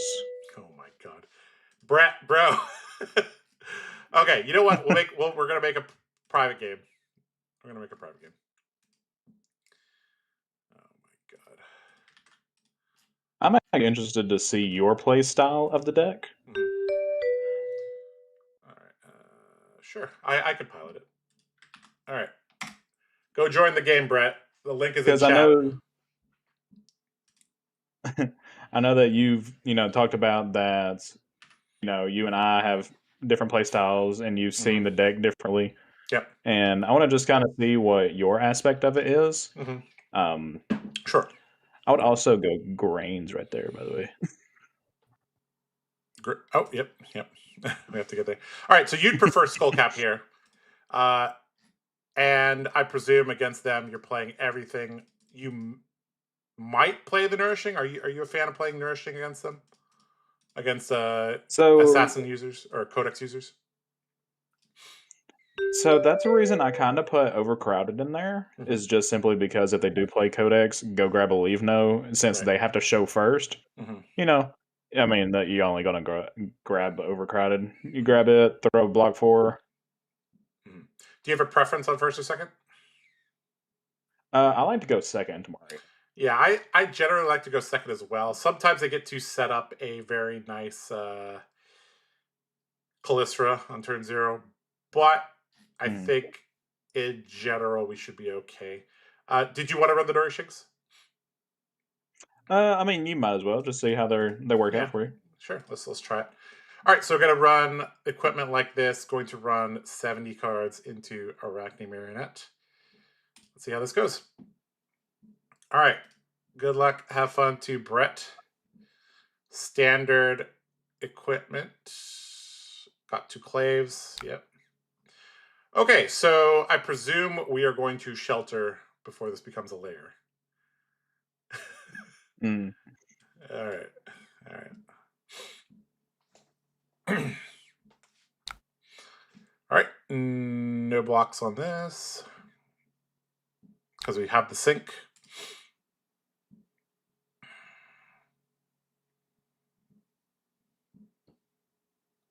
All right, so how many? So he gained 3 life. So this is what, 5, 6, so 66 cards from him.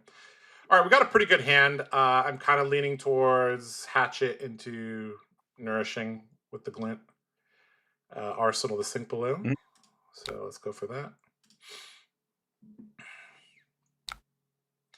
No blocks from him, so unfortunately We do not get reprise here. Wouldn't really matter though. Yeah. I don't think there's a single card we could have drawn that would have actually improved our hand. So that's okay. All right. I'm actually surprised you didn't just play the trot along and keep the Yeah. glint for late game. Mm-hmm. Yeah, you're right. That was actually you're right. That is a mistake. Because like now that I'm thinking about it, like there's no card that improves this. All right, so Lair the Spider going to mark us, but of note, this came from Arsenals. That means that this is going to hit. So let's kind of go from here. All right, let's see if we can. I don't think he's going to give us either one of these. I mean, he would literally have to give us Tunic plus this plus a 3 block, or this plus a 4 block. So, all right, so a little bit of pitch stacking techniques here. We're starting off with a trot along. That's not a particularly noteworthy card, but that because we don't shuffle our deck, we will we know where our pitch stack starts. So, all right, he's going to block for 3. Blocks with a CNC, which could indicate he wants to put a Codex in there or something. Oh shit! Oh, sorry. Oh, my bad. I forgot to Arsenal. Sorry. Where is sorry? Oops. Forgot to Arsenal there.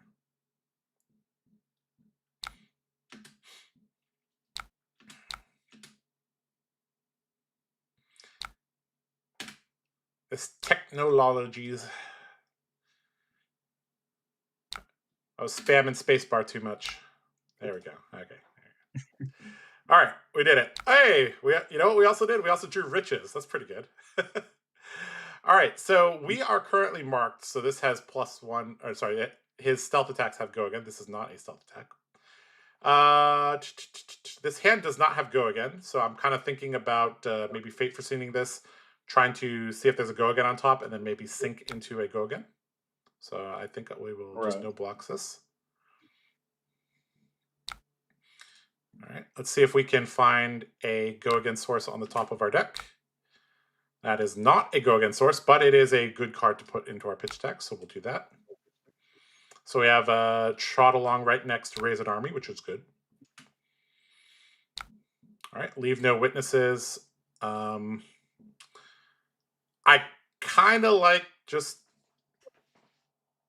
going for the sink here and hoping we rip something.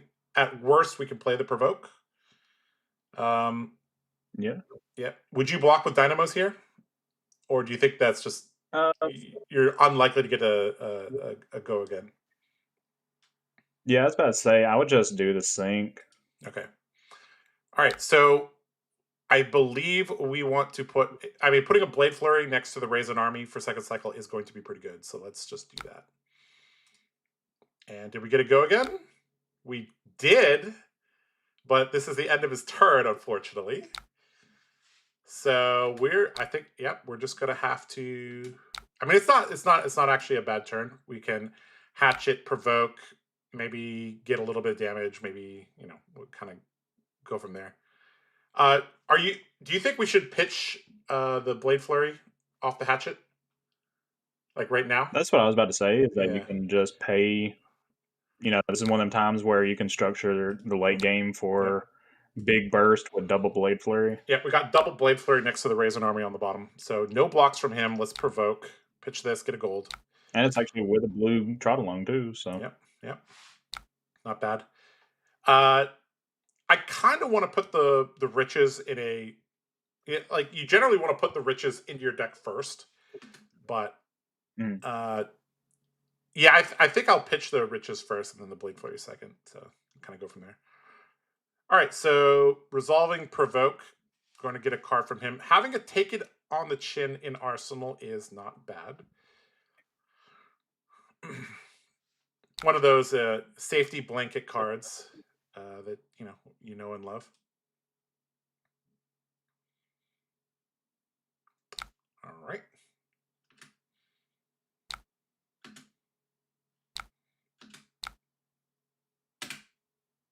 Okay, let's put this into the arsenal.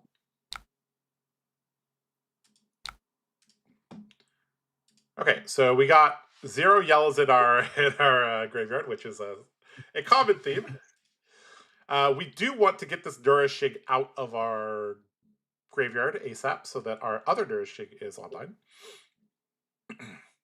Okay, so this hand, I'm kind of just leaning towards just keeping a yellow and the take it on the chin for our go again. And playing a nice simple turn. All right, Savor Bloodshed. So we might be able to deny the draw off this because we do have take it on the chin, depending on his hand structure. Now he did block with a blue last turn on the provoke, so maybe let's see here. Is he? So yeah, I was about to say if he pitches a red because he took Tunic, I was like, okay, so that means he plans on playing both of these, or both of these cards are really, really important to him. So I presume he's going to try to flick here. So I'm leaning towards just blocking with 2 cards. Obviously, piercing, very, very annoying. I'm leaning towards just blocking with this and skirmish. Any thoughts on that? That's honestly what I was thinking from over here. Yeah. Yep. All right, so we block like that. He's probably going to flick in response, so we need to take it on the chin in response to that. I don't think he has a concealed dagger or something like that, so we're good. Concealed blade, sorry. Okay, so that does not hit. This does not draw. Okay. I think this is just dynamos. any I mean, if this is if this is a pump, sometimes I mean, it is what it is. Yeah. Yeah, sometimes you just gotta. Yep. And then if so, then your Arcanauts. Yep. Yep. So now the Arcanite's on just a Nick. Sure. Okay. Banished a Spoils of War. And are taken on the chin. But this turn going to be pretty good. We still do not have enough yellows. We only have 1. So just a very simple baby turn. Going to put the Blade Runner to Arsenal. Next turn, we're probably going to block with 2 or 3 cards and play a Blade Runner turn. Okay, so from a macro perspective, are we trying to, like, how are we trying to use our specs? Because that's like the main like differentiating factor between this and like other dual wield warriors. So how are you looking to use your specs against Mario? So into Mario, you're really Blood on Our Hands is usually never going to be a big thing on there, just because they're going to block them out most of the time. Since I do, run some D-reacts and stuff like that. Your biggest one into this is just getting, as many gold as you can, raise an army, and go wide. Right. Like, that's their biggest stuff. Like, they can just barely do it. Leaning towards blocking 9. This doesn't have an on hit though. It's just dagger pump, swing. So I actually maybe we block here and here, and then Arsenal that all you got. Seems decent. Do you have a preference for keeping the hit and run or the Blade Runner? So hit and run is usually one that I'll tend to keep most of the time towards the end, because then you're going to be running, by then you should have some guys to swing, so you want a free go again instead of having to pay for it, because that's an extra swing on a dude. Got it. Okay, so no Codex follow-up. So we kind of... Oh, no, never mind. Okay, so here, are you a fan of using your Arbor, or are you a fan of using this and going off at Arsenal? So here, since you are lower life... Yeah, I was about to say, or get the value. Yeah. I'm sorry, I interrupted you. Is this the play that you like? Yeah. Yeah. Because if we're playing the game correctly, we're not going to be below him in life, so... Yeah, I like having a D-reacted Arsenal. Makes me feel safe against Assassin. So, all right, and now the grind begins. This is the turn cycle where it's gonna be like we're gonna see. This is the turn cycle where we're gonna see what type of game Arachne wants to play with us. Like if he starts blocking I'm here, honestly, it's gonna be one of those games where we're gonna go to second cycle, third cycle, and probably fatigue him out. If he's not blocking here, we're gonna have to be very vigilant on our defense. And that's I'm why actually having surprised you didn't activate Kassai here. oh you're right. Ah, sorry, I forgot that we blocked on that. Okay, choose one if you want to. No. All right. Would you use like? Do you like to use Kassai as the first attack or in the middle? Because like now we have some So information that he if I doesn't want to can, block. right. So if he hasn't blocked and you want cards out of his hand, I'd 100% use it now. Okay. Yep. And if he's got Codex, it saves you from that too. Yep. Let's do that. Yep. All right. Yep. That's actually something that is very very important. Is using your hero ability at the right time to say, "Hey, you either give me 2 cards or I progress my game plan." And looks like okay. So he's going to try to transforms into Black Widow. So we're going to be very very happy that we have that all you got in our hand. If we could draw a prevention effect next turn, that would also be good. Does he have a D react? Inertia trap. Ooh. Okay. Okay, so we're going to did this trigger? Yes, it did. So we have to pitch this to the to the grains.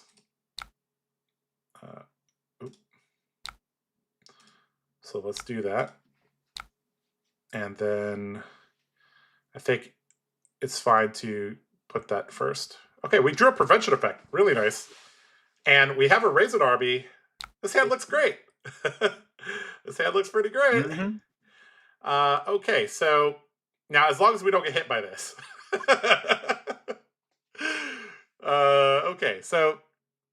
Okay, so what are you thinking here? Are you So trying to arsenal since this? Or are you trying to get a bit greedy here? since he is Black Widow at this point, Mm-hmm. I would be comfortable doing bracers and blood or grains and even dynamos, depending, because she's going to try to bump it up to 6. There's 5 there. You have a prevention. Mm-hmm. So it's one of those. He's going to try to clip you. Then you Mm-hmm. can prevent. If you want to be extra careful, you can throw sharpened senses in there. Mm-hmm. Um, but it's just one of those that would be my line, and then just kind of hope he's got it or don't. Mm-hmm. Okay, so I think this plus this might be the best block here. I feel like Mm. Snapdragon still being up could lead to some sadness, unfortunately. Uh, Right. yeah. So would you prefer to block 6 or 3 here? I think 6 is slightly better, Um. but we do get Yeah. blown out by snaps. But I think that's Right. fine. I think this is an okay block. If he has 2 pumps, Because even with yeah. Mhm. even with the hand that you have right now, you can still swing both hatchets and both dudes. Mhm. So So if this is a +3 and the other card is just an assassin card, so this would be 9. So we would get hit, which is gonna, mm, which is okay. We just banish this and then swing twice, I guess. yeah. All right, let's just go like this. I And then if feel he like, uses snaps this early, yeah. If he uses snaps here, we're happy. He used his headpiece, so this is kind of like his spike turn. So, yeah.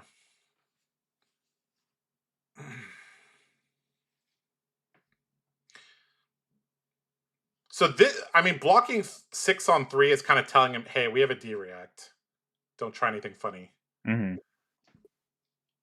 and then now he's got to try to figure out if he's wanting to snaps early, if he's gonna try to sling in a hunter's clave, anything. Yep, exactly. Hmm. No yellows in the bin here. All right, looks like he's going to go for the Snapdragon's play, which I think is fine. Okay, that happens. Okay, so he's burned 2 equipment pieces already.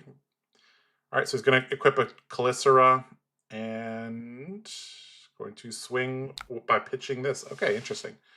Okay, so he did have +6 in hand with stains plus discarding Orb Weaver. All right, this is coming in for 1. No, sorry, 4. That's an easy just take 2 life, take it on the chin. Yep. Should I have used that before the reaction step, so we don't get flicked? I don't think he's gonna flick this, right? Almost no chance. So he shouldn't flick it, Yeah. but usually if just do it in reaction to it. But Right. because if they flick the Hunter's Clave, then that's perfectly fine. Yeah, I mean, you going down to no Hunter's Claves on turn 5 against a defensive warrior is gonna cause issues. Okay, so we're unmarked here. Gonna return to the Brood. We got an agility token, and yeah, this is about to be a beatdown with 1 vigor token. Oh, I got into this situation so much yesterday. This is exactly what you want. All right, so how do you like to do this? You just go hatchet, and then do you like to? In this case, there's only one way to play it. It's hatchet into RAA 2 and then hatchet. But is there any merit to RAA for 1, or are you just always ripping this for 2?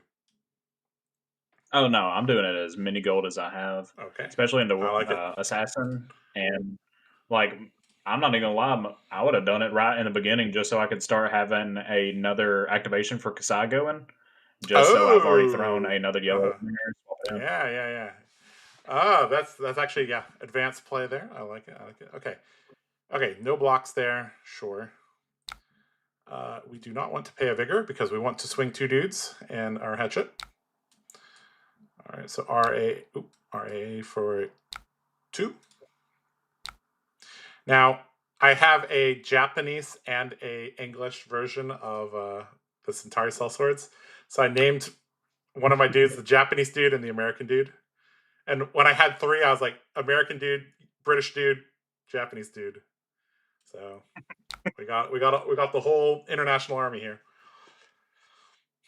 I've got 4 tokens with me, Yep. and actually the Dory player, my brother's girlfriend, actually was like, "Oh, we found this, Velociraptor magic card artwork," and they gave it to me before the game. So against him, I was actually like, "I need a 5th dude, so I'm going to play this one." Well, if you ever need 5 tokens, you're probably doing pretty good. All right, and I guess this is one of the best feelings in the world is them blocking on a RAA turn, because that means your dude is likely to stay around, right? Right. I don't know if so.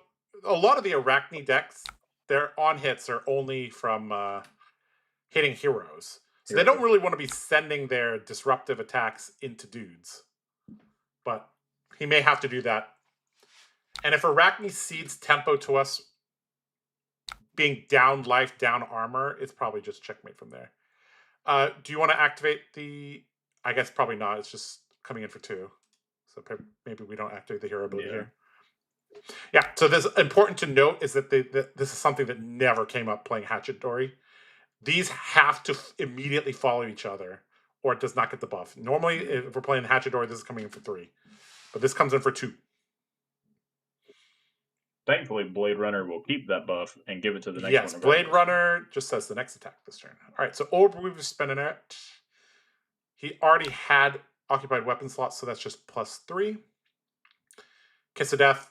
So this is attacking us. Here, I feel like if we can keep the blue and hit and run, that would probably be best. So I feel like blocking 6. What do you think? You could even do Grains, Dynamo, and Sharpened Senses, and then just have a giant second swing. Yeah. Do you like giving armor here in case this is like shred? You could lose your Grains. So most of the time I don't. I try to wait off on armor. Mhm. It's one of those that, if you need to, like if you have a gas hand, that would just be the optimal play. Mhm. But in this sense, no, it'd just Yeah. be, block with, sharpen and cleave, keep regular, throw dynamos in there just to have it just in case you need it. Mhm. But yeah. You think we should block with dynamos here and go up to 7? I mean, that would be It's one of representing we those have a if you ticket on the chin. right. Uh-huh.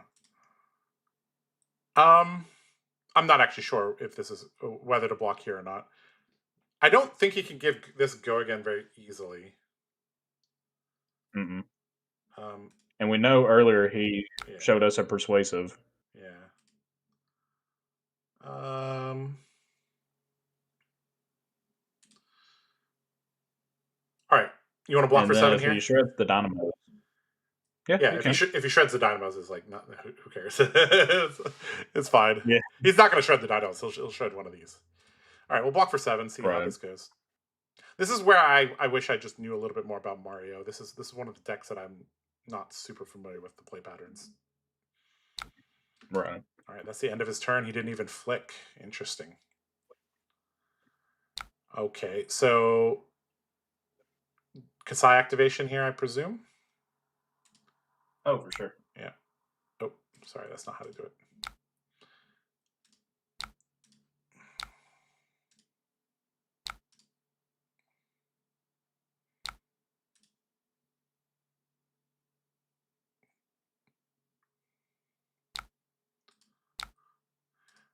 So if he doesn't block this, then I presume we just go 2 dudes. If he does block this, I presume we go Hatchet, dude, Hatchet, because we have the Kassai activation. So I would do hatchet, dude, hatchet, just to refresh dynamos. Yes, yes, yes. That's also important. Yes. All right, we'll send the dude. This is where generating a single vigor token can make a really, really big difference. This is why I mentioned that I like always am using grains. I'm like almost never using bracers. Is because imagine if we had a vigor token, this would just be 3 more damage. So, all right, so he blocked again, And him which means, blocking on cell swords, so good. yep, yeah. I feel like this is that like boa constrictor moment right now. It's like you you're behind on life, behind on armor, behind on deck size, and your deck just gets weaker over time. So, yeah. Does he have a D react? He does not.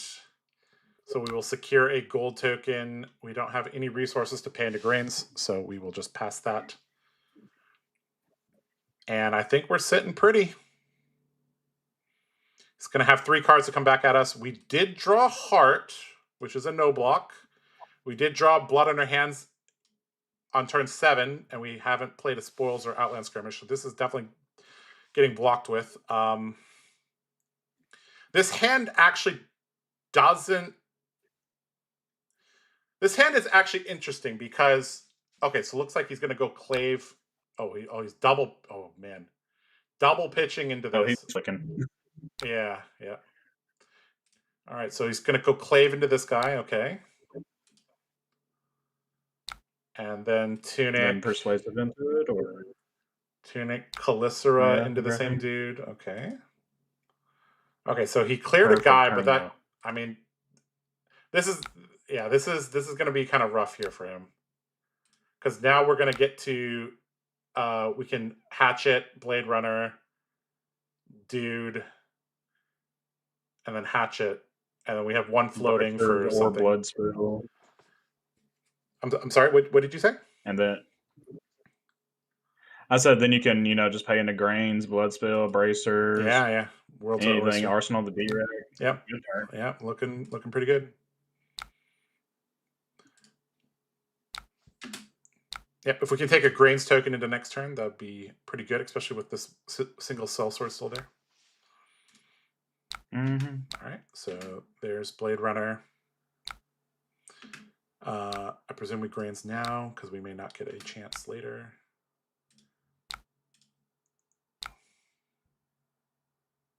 All right, dude for 3, go again.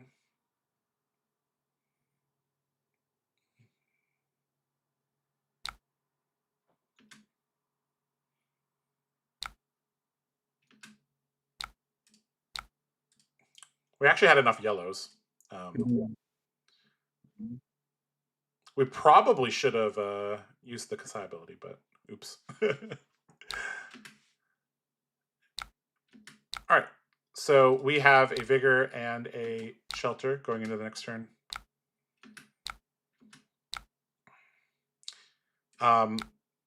You know, that whole pitch tack thing that we were talking about, I don't think it's actually going to matter much. I feel like this he's going to get ground out before we even get there. All right, Clave. Okay, If so you target the sellsword. Yeah, if he targets a sellsword here, this is going to be painful. All right, so we do have the other nourishing. We do have, you know, a nice hand extender. We have go again. Our hand is pretty decent. Looks like he's targeting... Okay, look, he's undoing that. Okay, sure. Okay. Targeting our dude, sure. Okay. These dudes, worth their weight in gold. These dudes have not... It's not just, okay, they gained us 2 life. They caused Huntsman to pitch multiple cards and not attack us. Amazing. Amazing. Used a tunic a while ago just to attack one of them. Yeah. All right, so he's going to flick us. He's flicking the Clave, I presume. Do we shelter this? We can't. So you're Sorry, only going to be can't. sheltering. Yeah, we can't. It's not an arsenal. Yeah. Oops. But yeah, we have a shelter for the other 3 cards that he has. So I presume that the mark is super important for him. So we are marked. T-Toxin. Wait, he's targeting us? I thought this was coming in at the sellsword. Yep. Oh, he's okay. Okay, sure. Okay, so now we can. Okay, he's just going real tall here. You know, I feel like we're just supposed to take this. Because I mean, you can. I think this or is just shave it Codex. down by 4. But yeah, it probably is. Yeah. He didn't kill this guy. He's probably going to Codex, and then send 1 damage at that guy. Yeah. Art of Desire or something. It's possible. Yeah. So I mean, we could use our whole hand. So I think we just take 8 here. Oh yeah. All right, persuasive. That's the reason, like, you block. Yep. Yep. Okay, that's okay. That's the reason I didn't block efficiently. Yeah. You just have the left just to sit there with it. Yeah. Okay, so we can go like, because we didn't use our dynamos that turn. I feel like we go skirmish, swing, and then maybe nourishing to follow it up. Like we play these 2 cards out. Something like we do have a vigor token, so we have 2 yellows here. I feel like we should just, you know, force them to block a little bit more. Oh, for sure. Yeah. Even if we don't generate the gold, it's still going to be hell of annoying. All right. And then he's trying to figure out, you know, how many times you're going to swing, how big's the next one. Yep, exactly. Yep. All right, so blocking there. And lo and behold, it was just a nourishing. It is just a nourishing. And, I mean, nourishing going to do a lot of work here. No armor, no arsenal. I mean, unless he has a direct and he wants to go to Flick Knives, this is going to hit. And now we have a 5-card hand. That is 1. Yeah. And okay, so he's passing, and we drew a bunch of D-reacts. So a little bit unfortunate. Are you thinking about breaking the gold here? So you can pay both of, you know, a couple D-reacts into it. Or you can just play hit and run and then pay, you know, a sink below or whatever into whatever you need. In this sense, I would probably pop a gold for, I would honestly say probably the sink and maybe a That All You Got, just to have 1 float. Okay. See what we got. Oh, look at that. Problems solved. Problem solved.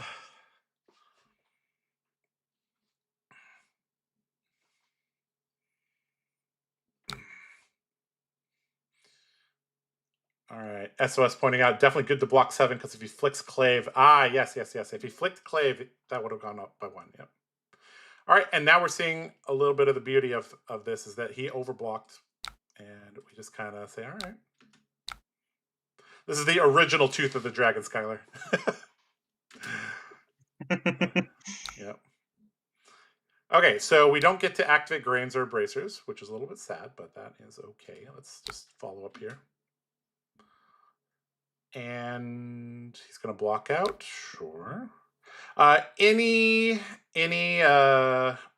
sense in just discarding this so we dig deeper in our deck?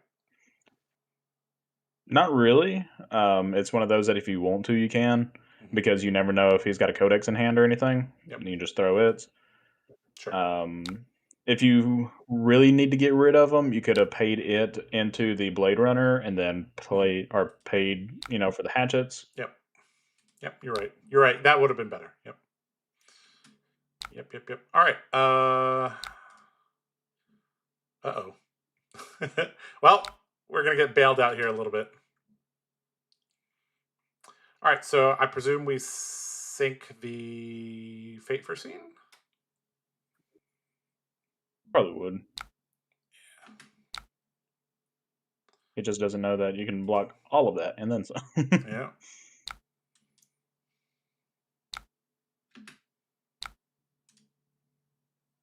Okay, that's not exactly what we want. But this hand still gets to send Cleave into this, so, Unfortunately, that's only going to be for 5. And that's okay. Yeah, I was about to say, with it being on a Frailty, that's not a bad hand, because, you don't get to extract full value out of everything, sending, 1 into whatever. But you still get to send a good 5. I feel like because we're sending no pressure, we should activate Kassai. Say, okay, you want to keep the last 5-card hand of the game for you? Then, yeah. Rid of Nourishing? Yeah. Oh, I only play 2 Nourishing, so it doesn't matter. But yes, you're right. You should do that because that makes him think that there's a 3rd Nourishing. You're correct. Mm-hmm. All right, and so this is actually what we want. We just, these are 2 massive attack reactions to get. That also tells us about the texture of his hand. He blocked Justinic and Mantle, so it's probably just dagger buffs into swing here.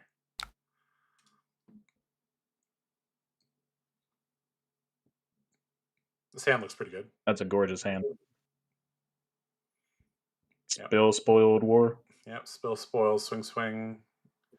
Unfortunately, we're going to have to pitch the red, but I mean, it's not that bad. All right, so this marks us. I don't think we really care. He could roll into Trapdoor, but... are you just keeping this hand? Oh, yeah, for sure. Okay.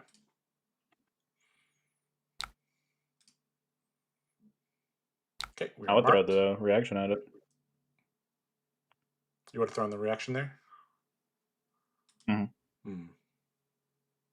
Oh, sorry. We need to block with this. Sorry. Now, if this is even if this is Codex, we can just do this. So if we threw the reaction on the previous link, we would end without an arsenal. Do you think that is okay? Mm-hmm. Okay. So sometimes it's just one of those, you got to keep the life disparity between both of you, just so you can prolong the game. Well, it's perfect. Yeah. All right. T-Talk's in there. All right.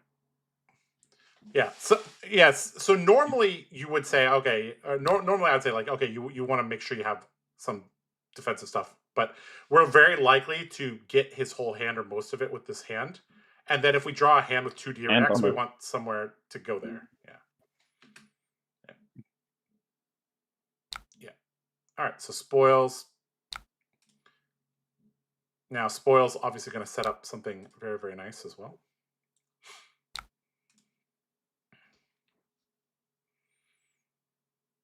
Going to set up some Copper. Maybe we can get a decent blood on our hands turn.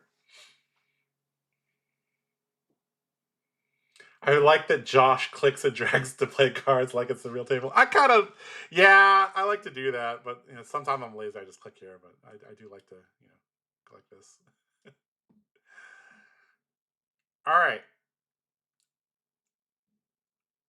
turn 12 right now. We're still like about 6 turns from our pitch deck. 5 turns because we did sync.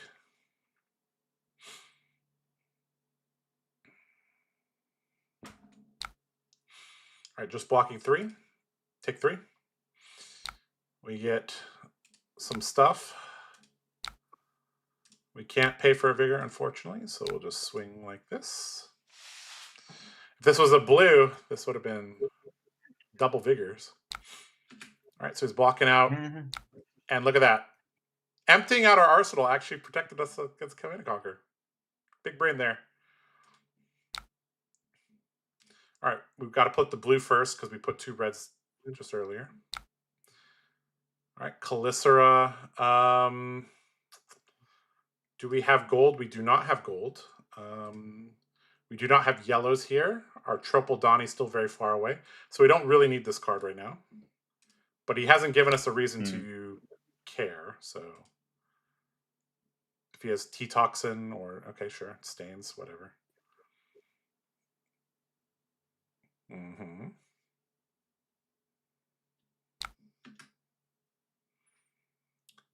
Okay, any thoughts on breaking a copper? I mean, you can if you'd like. It's one of those that it'll just cut down on an extra card. Yeah. I don't think drawing would help us, and 4 copper is nice. We haven't seen a blot on our hands for a while. I remember we did block. Yeah, we blocked with 1. I think we pitched 1 earlier. Okay, right. I think we just go trot along, swing, kind of maybe pay into grains. Yeah. Do you want to trot along and pitch the Raisin Army, or? So usually I would try to Arsenal a go again. Right, just insulates you against something on next turn. Okay. Plus, if we don't pay into bracers and grains, then he doesn't know what these 2 cards are. So not paying into the vigor. No, I wouldn't. Okay. Okay, and then this is coming in for 6. Okay, then we get to Arsenal the hit and run. This looks like we're arsenaling a D-react. Uh-oh. Okay, so cut from the same cloth. He sees that we have multiple attack reacts. Kiss of Death, I think we just lay 12 here, right? Oh yeah, 100%. Yeah. And guys, this is why we don't cut corners on our deck building and blocking. So we could say block, block, block, block. All right, we just pass. All right, this looks like a good hand to get some tempo. So probably keep the Provoke and the Blade Runner, and we just block with these. And then if you need to go down some, you can just keep even just that hit and run. Yeah, just a blue and this would be enough, yeah. So which card would you block with first? Probably this one? Yeah. Yeah, it'd be an easy filling swing block.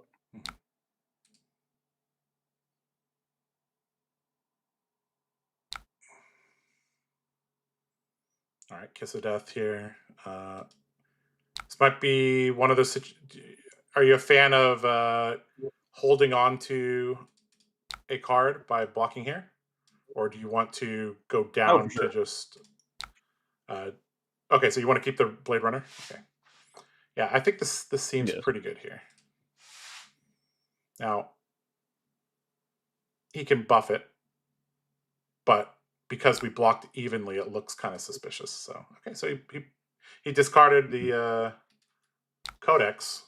Huh. Okay. Well, this turn is the turn that kind of locks him out of the game, right? Like he has to give us 3 cards. This one I would just Yeah, I'd push Blade Runner here just for damage. Yep.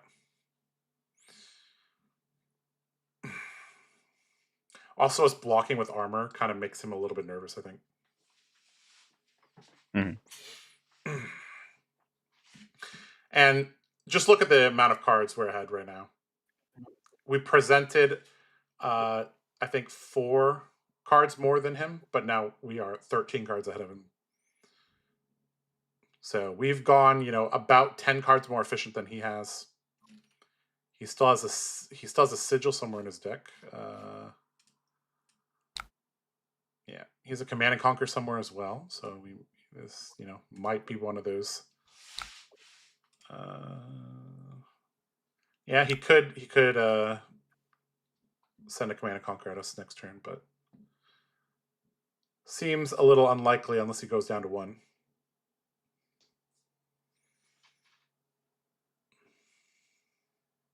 So card plus Flick Knives means he gets to keep 2 cards, or he gives us 2 cards and hope that we don't have blood. I mean, if we see a blood on our hands next turn, this game's going to end immediately, basically. That's actually something that we didn't really talk about during our earlier section. How do you like to use like let's say we draw it? How would you allocate the copper here? Here, I think we just go So, hit and run swing, right? oh yeah, hit and run, pay spoils in favor scene. Yeah. Play Outland Skirmish in the middle, bump the last one in the swing. Yep.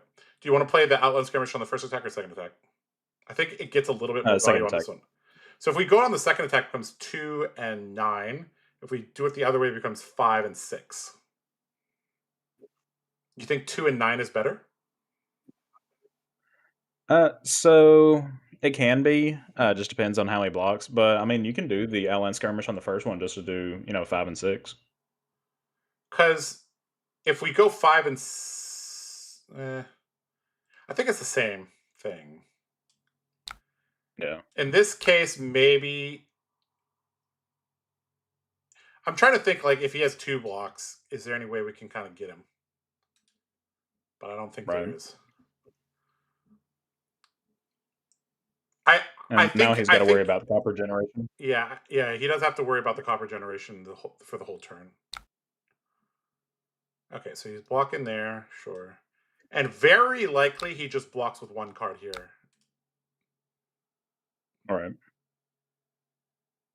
In which case, do you just Arsenal this? Oh, okay. That's yeah. okay. So Yeah. blocking yeah. I guess that answers our question. All right, blood on our hands. Let's go. Nope. Okay. Well, this hand ends the game either way. Okay. Any consideration to breaking copper because we have 3 blues, or you just want to glint? I was about to say I would glint just simply because he's going to be trying to block outs because he doesn't want to get blown out. Mm-hmm. Do you want to search for a red with the copper? Because we have a lot of resources. You can. So if I see at least 2 or 3 blues like this, I'm going to pop a copper. Yeah, okay. We'll go like this.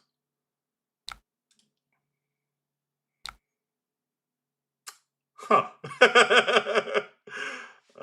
Okay. I mean, you can always pop another. Yeah. Oh, we're at our pitch deck. That was Trot Along Raisin Army. Mm-hmm. Okay. Well, should be Blade Flurry. It should be Blade Flurry, yeah. All right. Yeah. Let's do it. And we have a Blade Flare on the top. Do we go get another? No. Nah. Let's not do that. All right, guys. This is why we pitch deck.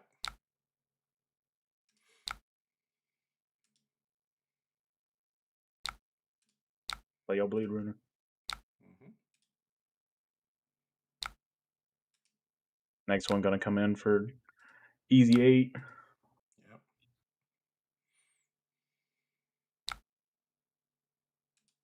All right, so he's dead, unless he has 2 D-Rex. He did not sink, which means he might just be dead here.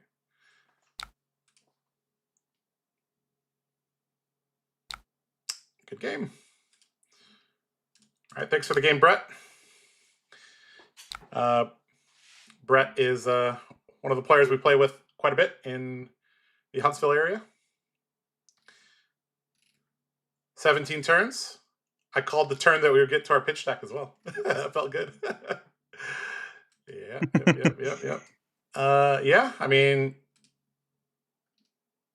having almost 12 value per turn against an assassin, I think, is a win.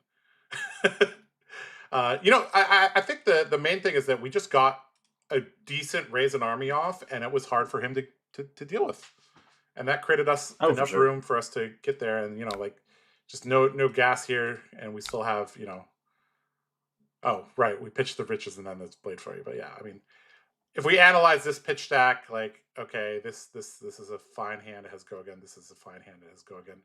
This is a fine hand, it has go again. I stopped caring about here. But yeah, yeah. I mean, the second half of our pitch deck's not great, but the first 12 to 15 cards we pitched, because this was 3, 4, 5, 6, 7, 8, 9, 10. Yeah, the first like 12 cards or so, we did pretty good there. All right, yeah.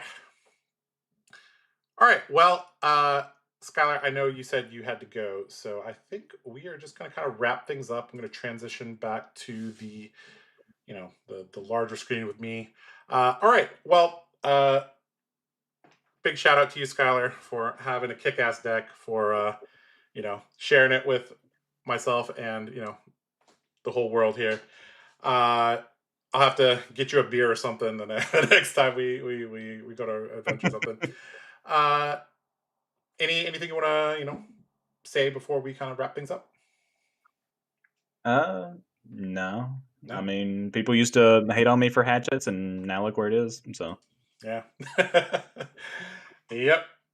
We're going up, up, up. It's our moment. All right. Okay. Yeah, I think we're going to. Yeah, if you got that reference, you got that reference. If yeah. All right. If you guys are going to be hanging out the rest of this week, we should have streams every single day this week. I believe Nathan is streaming. Ed is back from his trip, so he's going to be streaming on Thursday. I believe will be streaming as well. We also have VODs from yeah, I still have to edit some of them, but we should have the videos for the next ProQuest going up. Um, it'll be about 5 or 6 days before we start seeing Skylar on cam for that, but hopefully that one game from us just now, plus the last 2 hours of chit-chatting about the deck, has given you enough information to go and take this deck out for a spin. I'm going to post the thing in the chat one more time, just so you guys have that. And yeah, I guess that kind of wraps things up. Yeah, go play some modern Hatchet Dory, guys. All right, this has been Josh off the Card Guys and Skylar. We'll see you guys later. Take care. Bye bye.